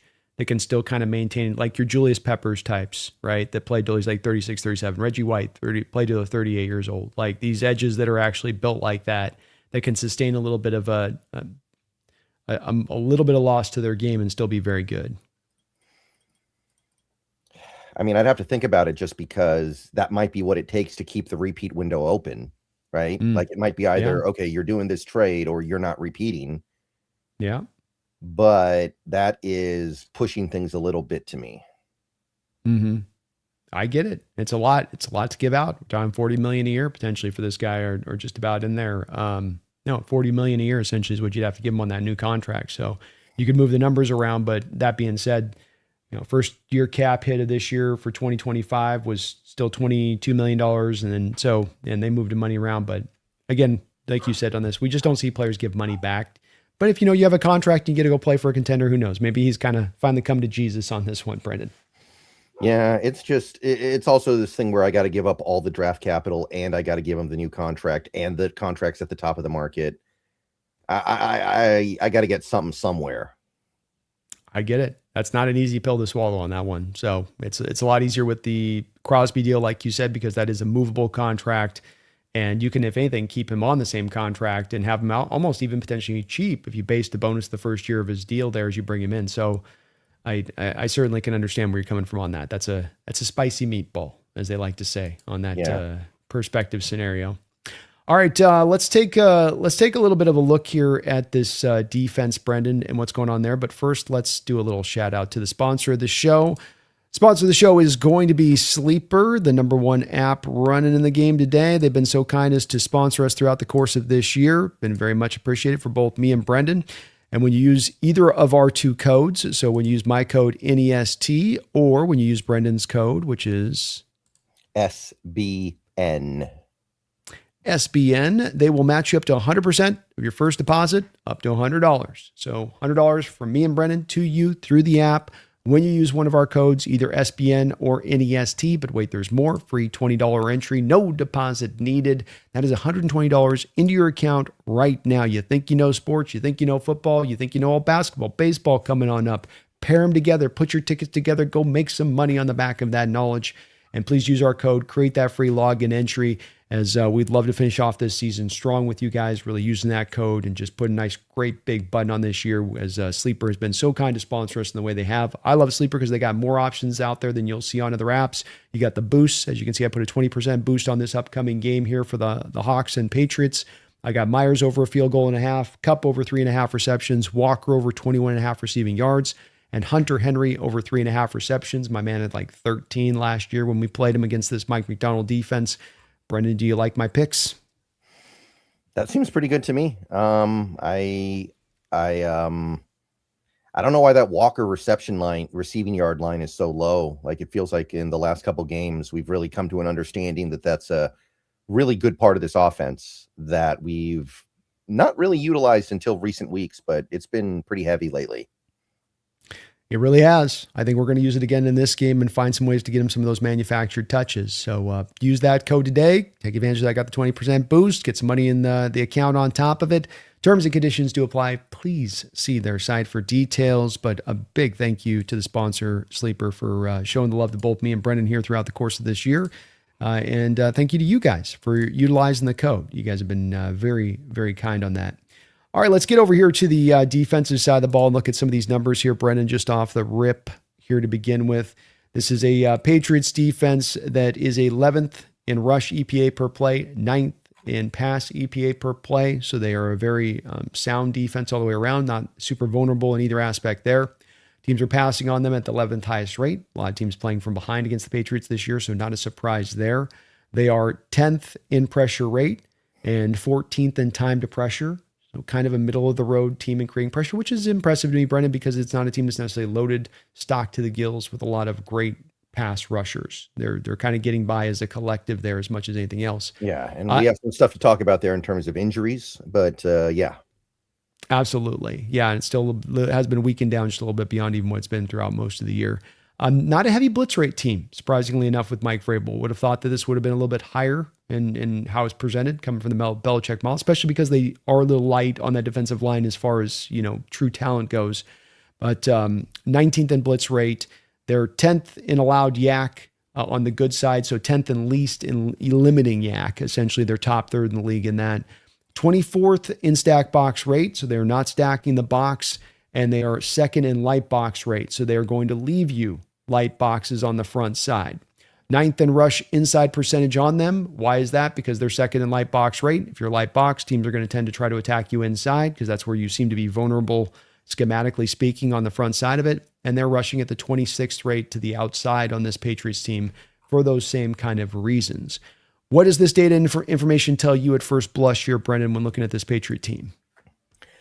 Well, again, and I hate to keep having to go back to this but you take a look at the teams they've played this year, and other than Buffalo, what are the good offenses that they played this season? I'm looking at the list right now. It's really hard to find much of anything else, right? And this is just regular season, right? Mm-hmm. Yeah. Right. Like you look at their schedule and look, I mean, you play who you play, you get through who you get through, but this is not a defense that in my mind has been particularly well tested this season. So the fact that they still have some pretty lackluster results here, like barely top 10 in EPA, I do question them a little bit. I think they've got a couple areas where they're very strong, but I don't really trust their ability to get pressure off the edge that much. And I think their secondary has kind of gotten overrated by the fact that they're just not getting challenged, especially in recent weeks. So I think it's a good group. I do think they pose some unique challenges for this Seahawks team, but I think it's just kind of an okay defense that is completely dependent on staying healthy at all times. Like they had that complete meltdown against Buffalo a couple months ago in a game where they lost, I think, Milton Williams and Robert Spillane, and that was all it took. So to me, they're just they're good, but they're held together very loosely. Yeah, they really are. It's a team that plays very technically sound on tape. They're very fundamental and disciplined in their approach. You're not going to see them, making a lot of, dumb mistakes. They're not going to shoot themselves in the foot. They're not going to have bad penalties that they can control. Vrabel has this team on point in that way. He knows how to have his team prepared in that manner where you're just going to have to beat them straight up. And I think that's where, to your point on these offenses that they faced, Saints, Titans, Panthers, Steelers, Dolphins, Raiders, Jets, Falcons, Giants, Jets again. It's been one where you look and there's just not that many challenges across the board. I think they've had 9 coaches that have been fired from the teams they played this year. Head coaches fired in addition to that. It's also a defense to me that doesn't throw a lot of like the Brian Flores troubles that gave us issues with stack boxes, and we're going to run heavy amounts of blitzes. They can't artificially create stuff, that can supersede where their talent's at. And a lot of watching the tape, as I told you earlier, is you'll see them a lot of times in single high, and then you'll see them in two high, but then you're always kind of feeling the safety court kind of creeping up prior to the snap. And it does create a situation where, you have your corners that you want to play in kind of zone-based situations. They kind of want to be a cover 3 or even a cover 1, but it's a lot of we want to stay in cover 3 with off coverage with Gonzalez, and that, okay, the safety comes up, your corners drop off, and we're back to some of the old rules like we had back in the Carroll days on playing the cover 3 stuff, right? Where it's in breaking routes, out breaking routes. You essentially attack the coverage inside of where they're trying to drop to depth to take away the deep play. And you're taking advantage of that as long as you can remain patient and just keep taking those solid plays over and over again. Yeah, it does make some sense to me. And I think one of the big things looming over this game is Harold Landry. Now, I'm not saying Harold Landry is some great player, but he has been their most effective pass rusher this season. He leads the team in sacks. He leads the team in quarterback hits. And he barely played against Houston, missed the game against Denver, did not practice at all last week. It kind of feels like his body's falling apart.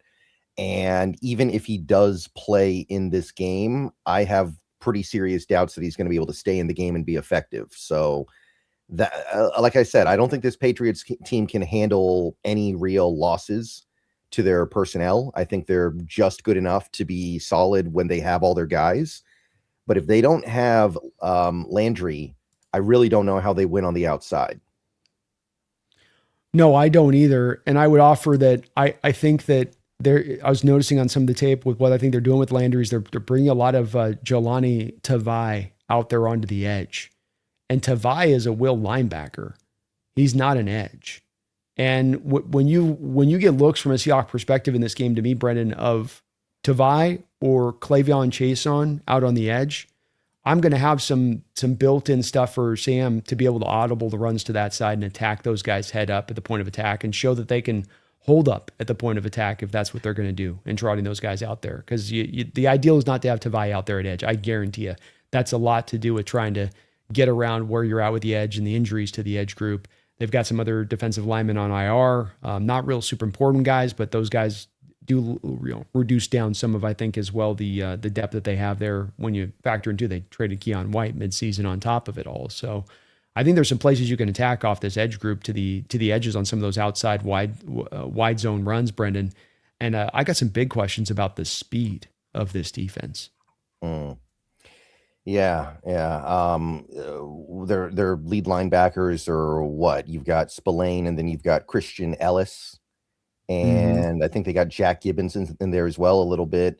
Not a particularly standout group. And other than Christian Gonzalez, thinking about that secondary, it feels and I guess Marcus Jones, but I don't know how good Marcus Jones is as a cornerback. He's a good return man. Yeah. Okay. Well, he's five. I what you're saying. He's 5'8". I mean, that's the problem. I was watching the tape last night, and the issue now is if you old school 10 years ago, you want to rock a guy at 5'8" at the slot, that worked. Right? You get away with that. But now with the way teams can, attack in the run game and isolate that guy as a tackler. And then beyond that, you can isolate him with some bigger mismatches at the wide receiver position where I have a guy that can go up and climb the ladder and get up over the top of him. He's not going to be able to at 5'8" climb up there and get there. And there was watching a couple of games with them at the end of the year here, a few different teams attacked them in that way, Marcus, and saying, hey, you're too small. You can't get up here, especially down by the goal line. If you get a Bobo on Marcus Jones, for instance, like the matchup we saw last week with the touchdown or 2 weeks ago, I would think if I'm Sam, I'm attacking that all day, especially down by the goal line, because he could just box him out like he did that defender in that game and go get the ball. So I think there's some mismatches you can draw out there with that secondary. Gonzalez is legit. Don't get me wrong there, but I mean, Craig Woodson at free safety, Brendan, we scouted him a couple years ago. I remember him. He's Was he Yeah, California? you're Okay. Right. Yeah. Yeah, okay. I remember that a little bit. I think this was last year actually, because this is his rookie season. Wow. Okay. I think you had a 5th round grade on him, if I'm remembering. Maybe you're a little higher on him than that, but you didn't have a high grade on him, and I didn't either.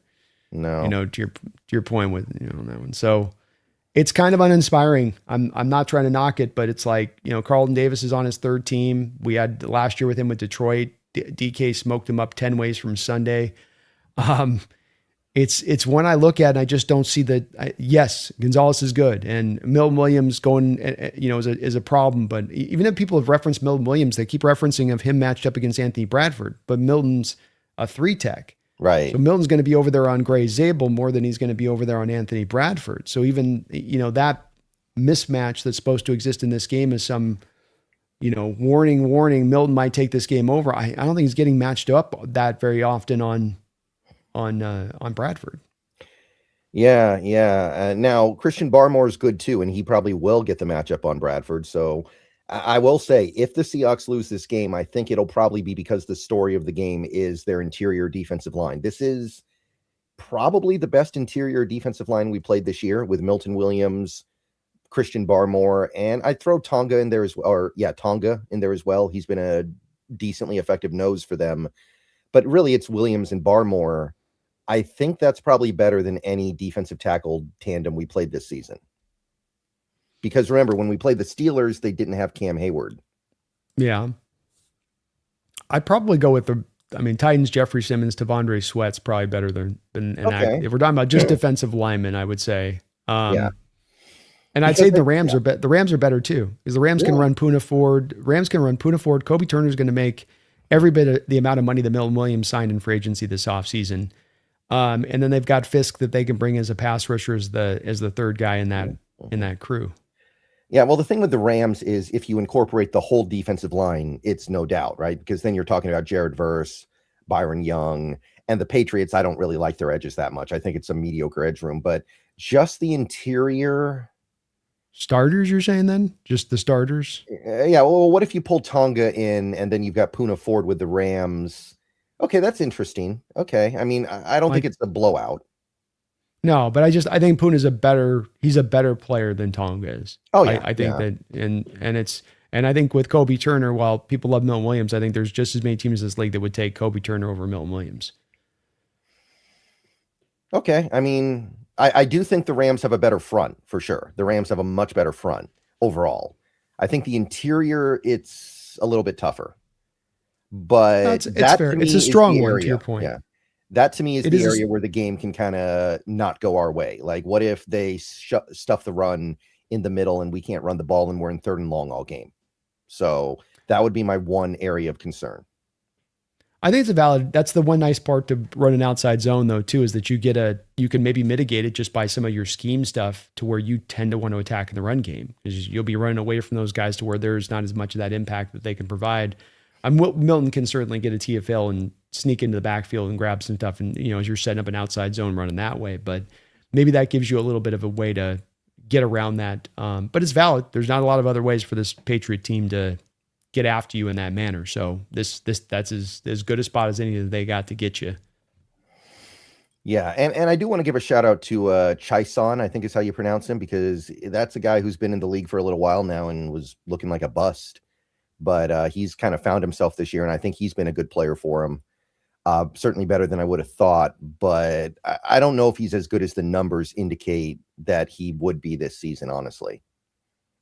No, and at the end of the day, he's got 3.5 sacks, so it's like as a part-time edge rusher role guy that is getting kind of worked in and out there just a little bit. He has found a place, but it's not like he's 10 sack a year now guy like Jaguars and hoped he could be. I think he's got 7.5 this year. Oh, I thought I just looked it up. My bad. Let me double check. Milton Williams has 3.5. Oh, you're right. I was looking at the wrong thing. So my bad. Yeah. So 7.5. No. Okay. Yeah. Legit. That's legit production there. So yeah. So I still think their edge room is just not really a strength, especially if Landry's broken down. Like, I don't know what they do if Landry can't play in this game, and I think there's a very real chance of that. There definitely seems to be, as we'll get the injury report here today on a little bit of clarity with that. But when you look at this Patriot team for how you want to attack, give me, what is the basic conception you operate off of and what you want the offense to be doing? I would say I definitely want to attack that secondary. I usually don't say that with this team, but other than Gonzalez, who can be had, by the way, he's not, Deion Sanders out there. No. Yeah, I do want to be attacking that secondary. I think that there are some things you can do back there, especially if they're doubling JSN, which it sounds like they're probably going to have to for a lot of this game. I think there's plenty of damage you can do throwing the ball. Like you said, I want to challenge their speed. Maybe this is the game for Arroyo. Maybe he can get a speed mismatch on their linebackers and make a play down the field. We'll see if he's active or not. I think I would start there. I would definitely be a little bit cautious about running an A gap and B gap a lot in this game, just because I think that their interior is pretty strong. But I think you can challenge them to the outside a little bit. I'd love to get some outside zone running in this game, some pitches, some misdirection stuff with Shaheed getting jet sweep opportunities. I think there's some stuff going on there. That's kind of what I'm thinking about for this game. I am as well, and I wonder if you're in the same place I am. We've got no Zach Charbonnet in this game, and I was doing some research, Brendan. See if you're picking up a little bit of what I'm putting down here. These are the top 10 most attempts for an individual running back in Super Bowl history. And when you look at all of these, Brendan, from John Riggins on there, Terrell Davis, Larry Zonka, Franco Harris on there, 9 of these 10 guys went on and won the Super Bowl. They were on a Super Bowl winning team. And the one guy that didn't is Eddie George, who came a half yard away on the Rams and the Titans game at that time. And the reason I bring this up is because I look at that 27 attempts mount and I go, I got to get Walker to 30 touches in this game. And if I can get Walker to 30 touches in this game, that just feels like a magical spot to really feeling hyper confident that we went and got the win. And that I think this team's got the commitment to run that much. This is the week to use him in that way, to the ultimate to me. But I'm riding Walker until the wheels fall off in this particular game. How about you? And do you feel like this is just a random stat that it doesn't really apropos to this? What do you think about it? Well, I do think that it probably reflects the fact that your team is playing from ahead if they're giving the ball to the running back this much. But that being said, I still think it's a very good idea to give Walker the ball a lot. He is playing the best football of his life right now. He is, even against that Rams team where he couldn't really get anything going on the ground, I still thought he played a really good game. I don't know what else he could have done. So, I want to get him the ball a lot because I think he's great, not because I think you're guaranteed to win if you get your top running back a lot of carries. So, I don't want to misread that data and say, oh, this is the key to winning, when I think data like that is more like the result of winning. But I would say I would like to see Walker get a decent number of those touches on catches, more so than just straight carries. Obviously, a lot of that too, but I want to get him the ball in the screen game because I think that's something that's been really effective for us lately. Yeah, that's where I come to and say it's, to me, 30 touches. I do think that it's one where it's, if you're at that point, it's easier said than done sometimes, but some of it's a little bit of just the commitment and remembering that. I think that we've done a great job of that offensively, so I don't think that that's going to be challenged in this game, and suddenly we forget to be running the ball. But this is one where I would use him to the ultimate as I could in this game, because I think there's a lot of room to attack, and as you said, I just don't trust that defensive speed of the Patriots on those outside zone to be able to get to the spot in the same kind of manner. And once you get him going like that, the play action stuff now works to the ultimate. And you can really kind of mitigate some of the passing attempts. And once you do that, to me, you're mitigating one of the few ways this Patriot team can go and get a victory. Because if they don't get any turnovers in this game, if they got to work off of long fields in this game offensively, I think that in itself is a harbinger of the fact you're going to get the win. I think if you allow them a short field here and a short field there, and then they can intermix their rushing attack and control the time of possession, that's how they go out there and get the win there. So just all the much more to me to try to lower down a little bit of those passing attempts in this game. Because I think you can find effectiveness in running the ball. And I think then the passing attack can be maximally effective because you're not in a hyper volume approach either. Yeah, it's the formula that the team has had for most of the year, right? I mean, Darnold's near the bottom of the league in pass attempts. He is. So it's just stick to the blueprint, bro. That's all I'm saying here. Stick to that same blueprint that you've been putting out here throughout the course of this year. Don't deviate from it here. Shaheed, get him some touches, like you said, cut those misdirections, get the Patriots flowing defensively one way, because you got to figure they're going to be very concentrated on trying to get to the first, running plays going an outside zone run. Oh no, we're doing a fly sweep back the other way like we've done with Shaheed a couple of times. Would love to see those worked in a little bit as well. Is there anything else offensively speaking that you want to see as a point of emphasis in this game as a means to attack? Well, like you already kind of mentioned it, but we've got some big slot receivers to go up against Jones. So that's something to hit. Like Cooper Kupp is 6'2", JSN 6 feet flat, and that's still a mismatch on Jones. He's like you said, 5'8". He's tiny. And also maybe he's a guy you can test in the run game as well because he is so small. Is he going to be able to hold up as a run defender? Yeah. So I want to challenge that. So a little bit more, maybe 3 wide receiver looks to draw them into that nickel look then, off the back of that a bit here and there? Maybe a little bit, yeah. I want to get Jones on the field. And we don't know if Oots is going to be available in this game, by the way. McDonald talked about the neck injury and said it's got to calm down. And to our knowledge, it hasn't calmed down yet. So we might not have Oots. And if we don't have Oots, then there's less incentive to get into I formation because I don't think Brady Russell's very good. You activate Elijah Arroyo? Well, you didn't do it last week, and Oots was out last week. Last game. So maybe, I guess... I mean, Amari Kite got put on IR, but he wasn't active for the last game either. So who's coming off to put Arroyo in? It's a good question. Do you take a Peely and don't have him active for this game so you can do that? And then what's the plan of use and attack? And I certainly think that this is a linebacker core that you can get after with some of the stuff as far as them in coverage in that way. But, it's this would be an interesting time to try to trot him out there. And I'd estimate that he's probably going to be inactive and the team will go with some other directions on this, though. It's an important part of this game, of course, Brendan, as we learned in the last Super Bowl, who's inactive, who isn't, which positions you're going light at, which I need to step away for just 1 second. Could you just go solo for a moment, please? Thank you. 100%. So it'll be interesting in this game. It's one of the least talked about spots that you get with these kind of matchups is in the Super Bowl, having the right players active and then the right number of players active so you can deal with an injury to certain spots if it comes up in the game. Seahawks got bit on this when it came to the last Super Bowl because you're walking into that with a bunch of corners and defensive backs beat up. Ken Chancellor, Richard Sherman, Earl Thomas, all of them had major injuries prior to you walking in the game. And then you decided to have Marcus Burley be inactive for the game. And then you have Jeremy Lane get injured after intercepting, of course, Tom Brady, goes and tears his ACL on the interception return.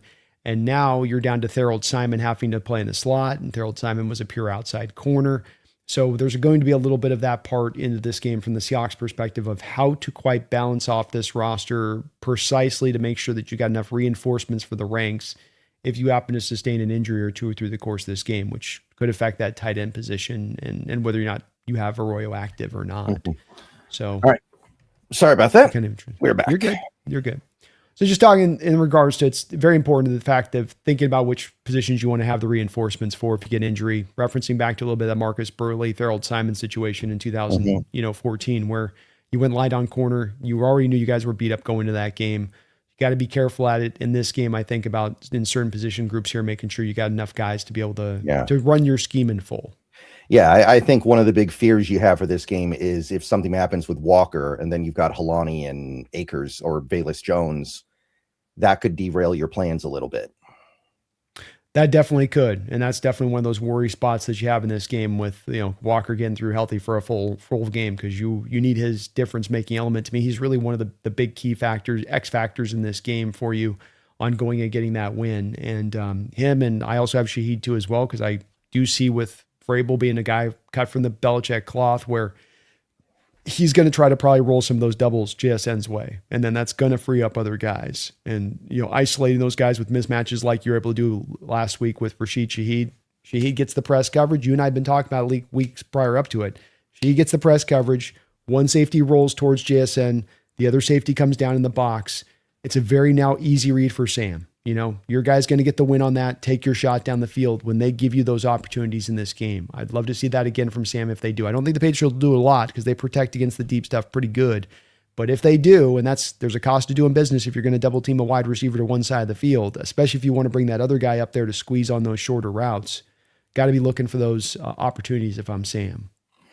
Yeah, I like it. I think it's going to be there for him too. So I don't know. I like the matchup. I do think this Patriots defense is good, but one thing that we didn't mention yet is that Spillane, their top linebacker, also did not practice all of last week.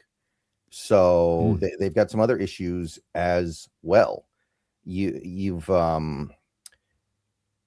got if you're losing Spillane and you're losing Landry, that I don't know what they do. I think they're in massive trouble then. Yeah, I agree. They just don't have the ability to overcome it if those guys aren't good to go on that or just heavily limited. I mean, is Landry anywhere near 100%? Is Spillane anywhere near 100%? I don't think that Will Campbell has been at 100% since he came back off that pretty major injury he suffered right about halfway into the year. So it is something to kind of track and monitor on this one. Roy Froelich, thank you for the $5 donation on Brendan's side. Says, do we spend a day 2 pick on a running back? I think we do. One thing that I will say is this is a pretty good free agency crop of running backs. So you could get somebody there like Brees Hall, Rico Dowdle. I think Javonte Williams is a free agent. J.K. Dobbins is a free agent. The Najee Harris is a free agent. There are guys that you could go get in free agency that are pretty good. So maybe that's the way you go, but I think we'll draft one. I'm kind of on to where Brennan's at on the front side of this, Roy, in the respect of some of this is a bit of the anticipation of what you're doing with the Walker. And, if Walker walks, the chances of this increase exponentially, but I tend to think they're not going to let Walker walk. And I think that then what you're probably going to do is try to probably go find a veteran guy out there that you can add into the mix with Walker. Because there are some decent names out there. The other part of this to me, Roy, that informs this is that the running back class isn't that great. I've got 2 guys with second round grades or higher in this class. And then I've got a couple of third round guys in there, but they're not like, they're fine. They're kind of run of the mill third round kind of running backs. They're not, true difference makers in that way. So if I'm John looking at that, I go, I'll find value at a better position there in the third round or second round if I'm picking there, first reaching for a guy, which would be a bit more reaching for need at that point. And so I think you probably take care of business on this on the front end. Maybe John drafts a guy into day 3 somewhere a little bit and tries to target a guy in there.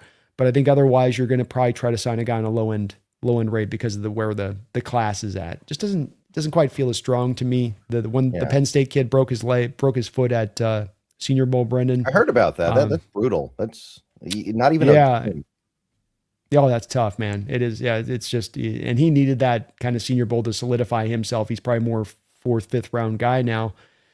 It's light. It's light. The Washington kid from Arkansas has got those. He's another one of those Arkansas running backs with super long legs that just, the changing of direction when your legs are all that, it's kind of hard sometimes. And there's some good guys, but nobody that really elicits a lot of excitement or anything close to what you get with Walker or Charbonnet at the position right now.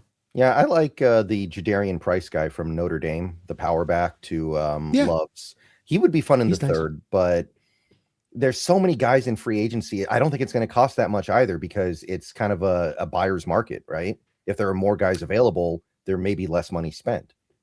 And I do have a Jadarian Price third round grade as well. And yeah, I think you're touching on what I think is the important part of this is that you want the value to be correct. Is the value better spent on a low cost item that you get in free agency who will give you almost equivalent talent to the guy that you're probably going to draft in the third round, albeit that guy will be younger and cheaper a little bit?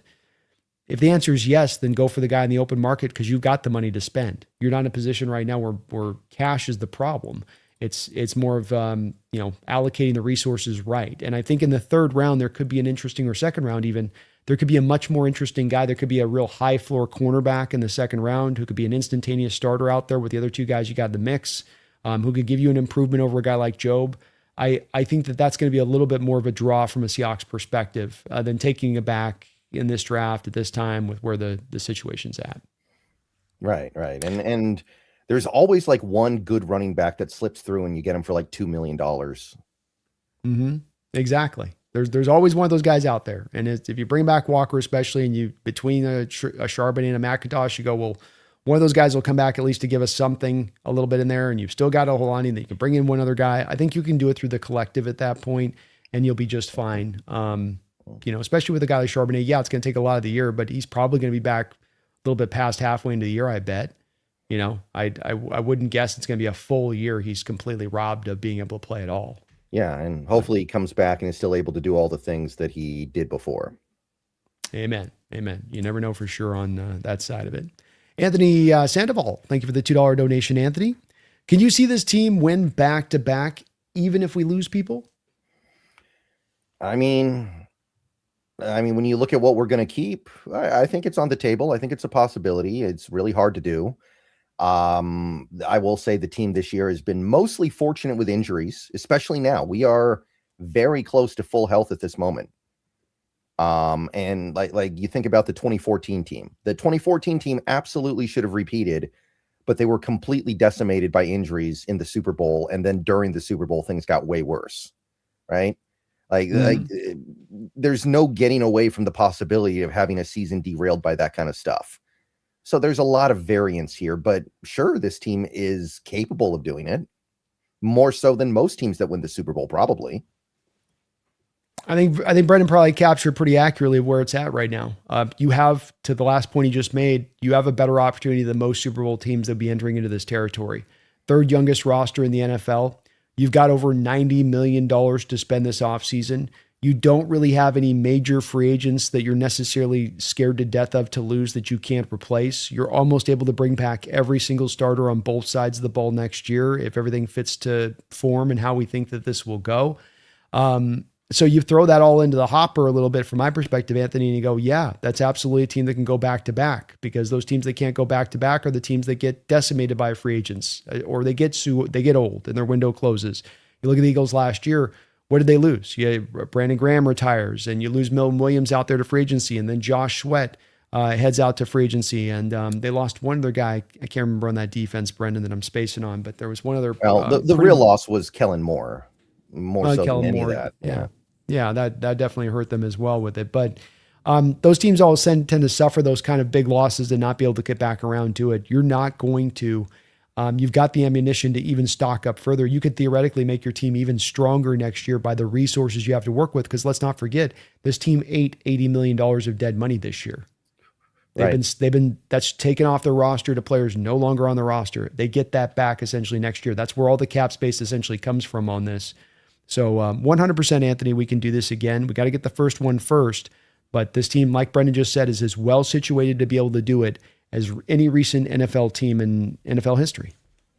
Right. And I think the main fear is just the edge rushers. I'm really concerned about the edge rushers next year. That's the one area where it's like, I don't know if we can find replacements. And there are other things too. If we lose Woolen, that is a loss. And as frustrating as Woolen can be from time to time, he has had a phenomenal year in coverage. You're not going to get a guy anywhere else that is that good in coverage. Maybe you can replace him in the aggregate, as they say, but you're not going to get somebody that good. So, no. Yeah. There will be some things to overcome, but it's not going to be a, you're not going to have to go up Mount Everest to get this thing figured out. There's plenty of moves and plenty of ways they can move if they want to kind of get around some of what they're going to lose. But yeah, Anthony, you better believe it, man. They can absolutely make it happen. Work to be done to get it done, but it's there for the taking potentially if John can have another offseason like he did this match another offseason like last offseason. Absolutely can do so. And I will say this about the edge group, Brendan, like DeMarcus Lawrence, much as I love what he brings, replacing these guys, baseline hasn't exactly been set tremendously high for the necessity of replacements. In some cases, yeah. In some cases, for sure. Like, yeah, I think baseline for replacing Woolen's a problem, but you're right. I'm talking about the edge group. The edge group. I'm just the edge group. Woolen, yes. Woolen, 100%, yes. Just the edge group, though. This is a group that, yeah, you generate a lot of pressures, but you're one of the slowest teams in the NFL at generating pressure, number one. You're not getting many sack production, any sack production out of that edge group at all, number two. So I kind of look at it and I go, yeah, it tends to be one that in free agency, I can go find a guy that can be a 8 sack a year guy. And that guy's going to be a pretty big, remarkable improvement over what I've had in Boye and Derek alone, say nothing of Uchenna. So it's like, is that guy break the bank? Uchenna's a tough one because he started the season out really well, but it feels like his body's just given out.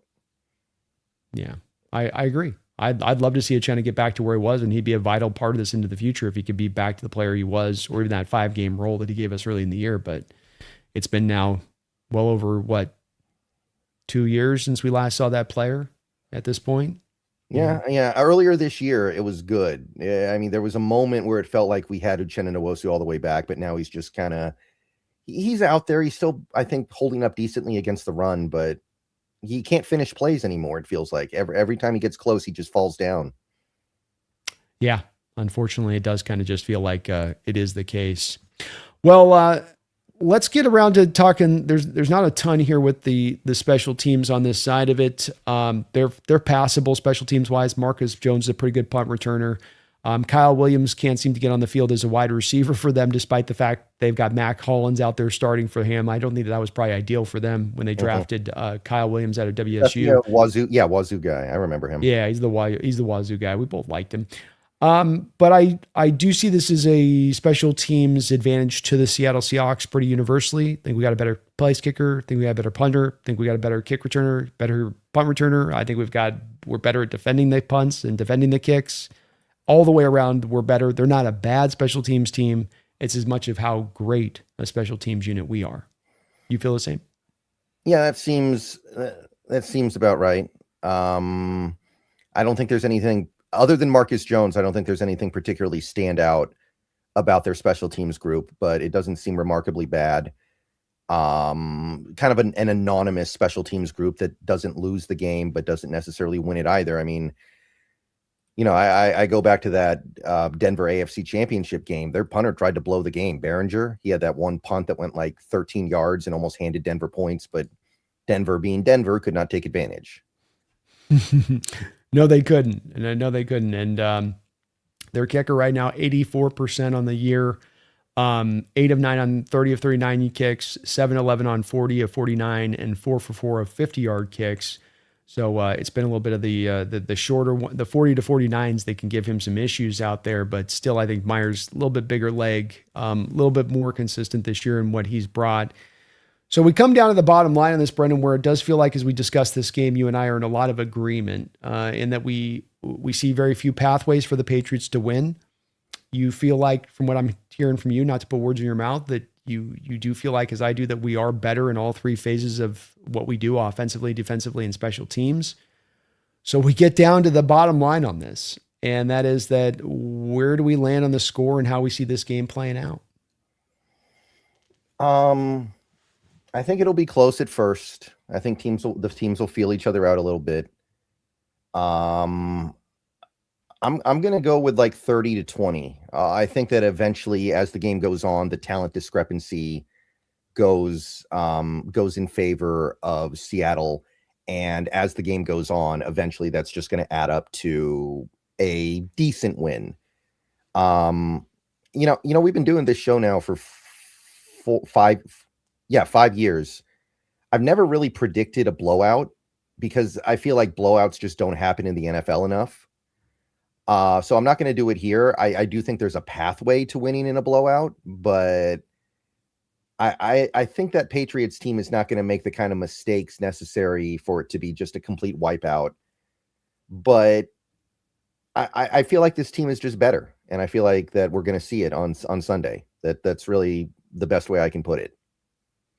Yeah, I think it sounds like mentality-wise, you're kind of in the same place I am, where there's very much a draw inside you to predict a blowout, and you're like maybe me, and not, you're fighting a little bit against that urge. Like, better. That Vrabel will have this team ready to play. They're not going to make mistakes and shoot themselves in the foot with unforced errors. But at the same point in time, as we break this down in every direction, it's very hard, isn't it, analytically wise, to look at this matchup and not be driven that way. I don't even think it's biased. I don't think it's homer eyes. I think this is the way that this game does look on paper, and why so many people are universally putting Seattle as the team that is going to go win that Super Bowl. People were mentioning the first Patriots team, like, oh, this is the first Patriot team, that went and took on the Rams, and it's because we're trying to look at comparisons. And that Rams team that had, of course, won a Super Bowl the prior year, then came back, so they were the heavy favorites. But then you even look at that Patriot defense, Brendan, that brought out there, right? Teddy Bruschi, Richard Seymour, Ty Law, Lawyer Malloy. I mean, they had some guys on that roster. Willie McGinnis. I mean, those weren't just. I look at this defense, and I go, who are the equivalent on this defense of those guys? Those almost Hall of Famers or sub Hall of Fame type players. And I don't see it. And it makes it hard not to be leaning in that direction you just talked about, which I'm not going to predict a blowout either. I'm 27-20, 27-17. Your 10-point win feels about right. But boy, there is a draw in me to get super overconfident here. And I've been having to tap my brakes all week long, Brennan. All week for the last 2 weeks. Just, okay, hold them. Yeah. Careful here, careful here. Don't get too confident. But it's hard, man. Yeah, I have friends who are neutral fans. My best friend is a Bears fan, right? My other best friend is a Dolphins fan. They both look at this matchup and they're like, the Patriots got no chance. Like this is from a neutral observers. They don't take that Patriots team all that seriously. I think that there is a tremendous belief that Denver should have won the AFC Championship game. I think there's a belief that a healthy Houston team probably finds a way to beat New England. And not that the Chargers were ever healthy this year, so it doesn't really matter, but a healthy Chargers team probably beats them. And they look at how bad New England has looked offensively in the playoffs against good defenses. May in particular has been a train wreck with the turnovers. And what I can say is that these neutral fans, these fans of teams that are far removed from the Seahawks and Patriots, they look at this matchup as being very one-sided. So I think that when you got to go to something like that and you look at that and you go, there's probably some truth to it. It's not just coming from me or you. It's coming from people that have very little at stake here. It really is. It's tough to do that. I even saw something yesterday, Brennan. It's like every bit of information you're getting, like, oh, well, Drake May's shoulder doesn't practice for the week, or Landry doesn't practice the week. Here's the latest one I got yesterday. The Bills come in and you mentioned the Bills game where they gave it to him 35 points in week 15, come in on the Patriots, hang 35, win the game. The Bills bring out in that game, Brendan, a heavy amount of one certain coverage type. Did you hear this about this yesterday? Coverage six. So coverage six. Cover six is quarters to one side, cover two to the other side of the field. So it's a split field kind of coverage. They brought out a heavy amount of that to the Bills that week. Completely gave Drake May fits. So every opponent after that kept trying to do the cover six there through the rest of the season, even opponents in the playoffs. The problem is you'd have teams like the Ravens that don't run a lot of cover six. So they're trying to essentially do something that's outside of what is their identity. Guess who runs some of the highest proclivity of cover six in the entire National Football League? Yeah, that's exciting to hear. So the key is we got to get pressure with four. As long as we do that, I think we're good. So 100%. Whatever guys like Uchenna Nwosu have left in the tank, now's the time. And I know Nwosu has been mostly ineffective as a pass rusher for the last couple months, but anything he has left, now's the time. DeMarcus Lawrence is about to turn 34, but whatever you have left, it is time to deploy it. I'm not worried about Big Cat or Murphy. Those guys do their thing. Those guys get pressure like few other interior linemen. But we got to find a way to get pressure with four. As long as we do that, I think we're okay. 100% agree with you, man. And you're going to be able to run them fresh, and you're going to be able to, unlike New England, who's dealing with guys where they got will linebackers they got to bring out there and eat up edge reps. You're going to be able to bring out your starters, your backups, keep guys fresh through the course of this game and rotate them through, which just means all the much more you go like a bat out of hell on every single snap, which you ain't going to have to tell these guys. They're going to know what time it is, but you're going to be able to do it as well because you've got that depth you can call upon throughout the whole game to keep them fresh and keep them hunting strong in that manner. So We've got to win for both me and Brendan on this one. Brendan's 10 points. I'm 7 points, but I could be talked into 10 points. Peter Go Hawks finishes off with a $2 donation. Thank you for that, Peter. It says, bold prediction. Levi and SoFi will be ours in 2027. Like the sound of that? The sound of that. That'd be pretty nice. It's Rams next year, right? Super Bowl next year. It is SoFi next year. That is one thing about this game, though, that I will say. I do not like Levi Stadium. I don't like that field. I hope that doesn't end up becoming some sort of equalizer. I do not like playing on that turf at all. Yeah, it's not, and I don't like the stadium in general anyways. It's kind of a lame stadium. There's no juice to it. It's just sort of like a facility that sits out in the middle of nowhere out there. But hopefully we could be a bit prepared to play on that. We'll know the surface, the right cleats in this, because we play on it a bunch. So maybe that'll be a little bit of a built-in advantage. We'll know how to deal with the substation. You got that hum in your ears and how to just play through the hum, that electrical hum that's cooking through you. We'll know how to deal with that part too, that the players talk about. So, hopefully that'll get around that. Taker 610, you guys so kind with a couple donations here, more here at the end. Thank you for the $5. You know what? 52-10. Darnold, 4 passing touchdowns. Walker, 3 touchdowns. Like it, man. I mean, it's a nice idea. I don't know if New England's going to make the kind of mistakes that are necessary for something like that. Like, I watched a cut up of Super Bowl 20 the other day, which was, of course, the 85 Bears versus the Patriots. And that's what it takes to have a blowout like that. And you watch that game, every time Tony Eason or whatever his name was drops back, he's got guys right in his face immediately. Like, that's what it takes to force a game to get to that kind of a blowout level. And I don't know if we can do that.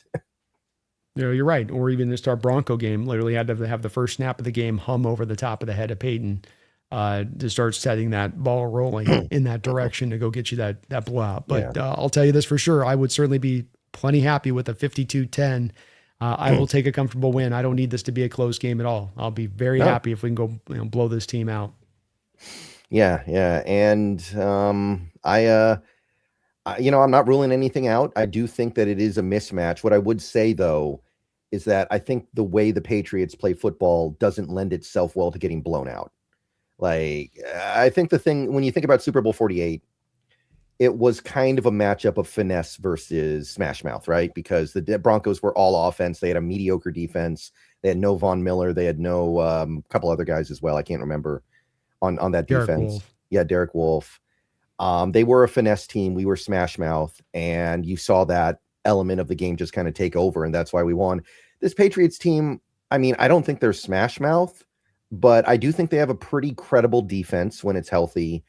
And I don't think they're just some like team that is completely dependent on the passing attack either, the way that a team like the Broncos in 2013 were. So I don't feel like the formula is there for this kind of a blowout, but you could win convincingly. You could indeed. I mean, I do see that there's a pathway to getting that done. I think that's well situated. I think that's fair too with the way they play. They're a little more under control. It is a little less finesse. A lot of that Bronco team was working off up tempo and just trying to kind of tire teams out with the up tempo stuff throughout the course of games. Patriots are not going to necessarily try to operate from that manner. I do wonder a little bit with Drake and his tendency to F it, I'll throw it. Somebody's down there somewhere. Kind of, he's kind of gotten away with it at times this year with some of those throws of just kind of tossing it up. If you do that against this defense, if we can make him pay the price for that. But I love it, Taker. Hopefully we can be up around that score. I'll definitely take it. Rob Ben Dixon, thank you for the $10 donation over on Brendan's side. Says, thank you for the game coverage this year. Go Hawks. Thank you. Very much appreciated, man. Thank you, Rob. It's been a tremendous, like Brendan said, we've been doing this for 5 years. It's been my favorite year in being able to cover this team, Brendan, and my favorite Seahawks team, just period. And how that this thing has come out to be, but it's been wonderful being able to have an opportunity to work with you these years, and kind of feels like we've gotten a chance to really earn this by having all those kind of tough years getting to this spot of it, where it just feels extra satisfying. I don't know from your perspective, but to get there off the back of being like a little thirsty in the past couple of years. 100%, man. And we should be doing it again next year. I don't see why we wouldn't. Absolutely, guys. We'll be back cooking up full throughout and into the off season as well. No doubt about that. Industry Worth, thank you for the $2 donation. Good to see you in the house. Really appreciate you. He says, don't you ever forget. Don't you dare do it, folks. Go Hawks. Definitely go Hawks out there. Well, Brendan, we will, and thank you for that donation. We will be back in a week, folks, here to hopefully be celebrating the Seahawks. Brendan, are you going down are you going to do the parade if they do a parade? I was at the last parade. I was. This one, I'm not sure. But I was at the last one, and it would be kind of nice to be able to say I went 2 for 2. But that time it was really random. I was working at Facebook at the time, and their office was right next to where the parade was going by. So I was like, "Hey, can I clock out for a minute to go check this out?" And he was like, "Sure." And then I just disappeared for a couple hours, and no one cared. Well, I'm gonna try to get up there if I absolutely possibly can. So I'm gonna be shooting to get up there. If you get a chance, I'll reach out to you. Maybe you can come down and say what's up with me down on that end of it. But we will, regardless, we'll be getting another show up here next week and breaking down this game, breaking down the Seahawks team, breaking down this season. And we'll be going strong here through most of the off season here too, as well, with free agency then just around the corner, Brendan, within about a month from now. So we'll be right back up on the horse very quickly after the season ends. But that's the benefit of playing into February, isn't it? That's the nice part about being this deep into the season. And, if things go the way we want them to, we are not going to have a lot to talk about during draft season because we're not going to have very many picks. But good problem to have in this case, I would say. It's not always, but this time I think it would be. Especially for this draft, Brendan, because I went down to that Senior Bowl and whoa, Nelly. You know what I'm saying? Like it was... we got problems. Good. It's not the draft to have 2 first-round picks like the Rams do. I'll just say that. It's not quite the good one on that. Peter Go Hawks, thank you for the $2 donation. Says, think the Pats take the ball if they win the coin flip? No, I think they kick. I think both teams probably want to start on defense. Yeah. I think. Yeah, Maybe the Patriots would start on offense because the offense is kind of the better part of their team, but not by a radical amount. It's not like the Rams, right? The Rams want to start on the Rams want to start on offense because they're an offensive team, right? It made sure. sense why the Rams took the ball first last time. But even the Niners, man, when we played the Niners in week 18 this year, they started on defense when their defense was completely destitute and decimated. They still started on defense. Yeah. I think generally speaking, you want to get the 2 for none at the end of the half, but maybe New England would start with the ball. Maybe. You touch on it. I think just most coaches default to I can get a 2-for-1. I can steal a possession potentially at the end of half by getting the ball back at halftime. I can end up having a game where I get one more extra possession than that opposition did. And that's a huge advantage to win in football games. And so I'd be the same way if I was a coach. I think the only thing that could maybe factor in is if there was some wind. So you're choosing the wind rather than who gets the ball first.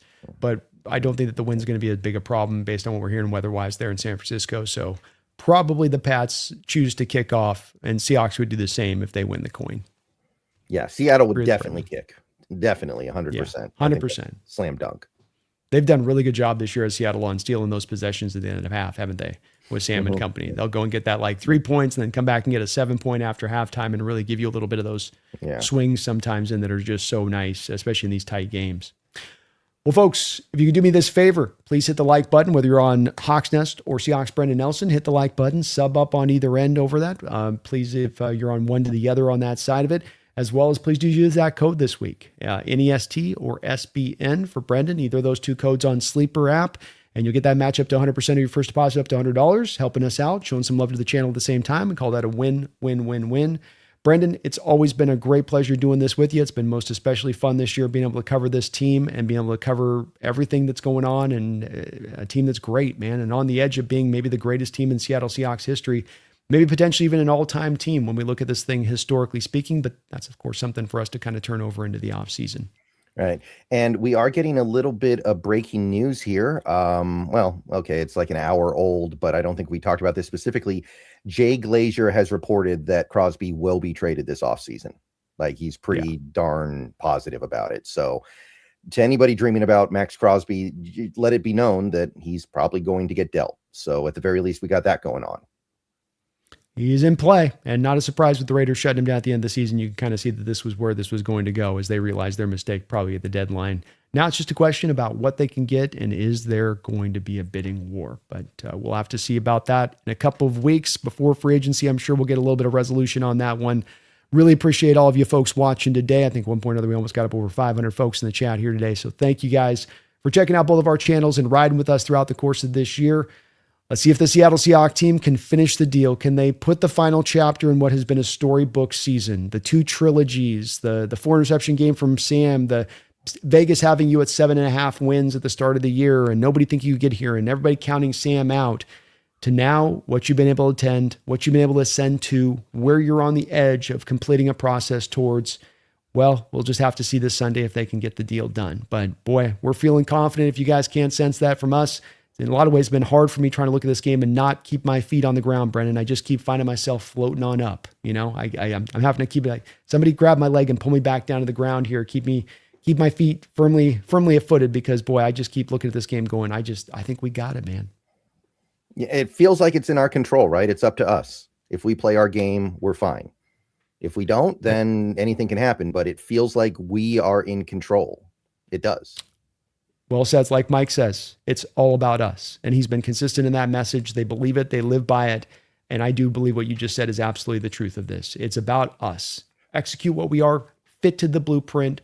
You will be a Super Bowl champion come Sunday, regardless of whatever the Patriots do, flailing away at you, Brendan. Do what you do.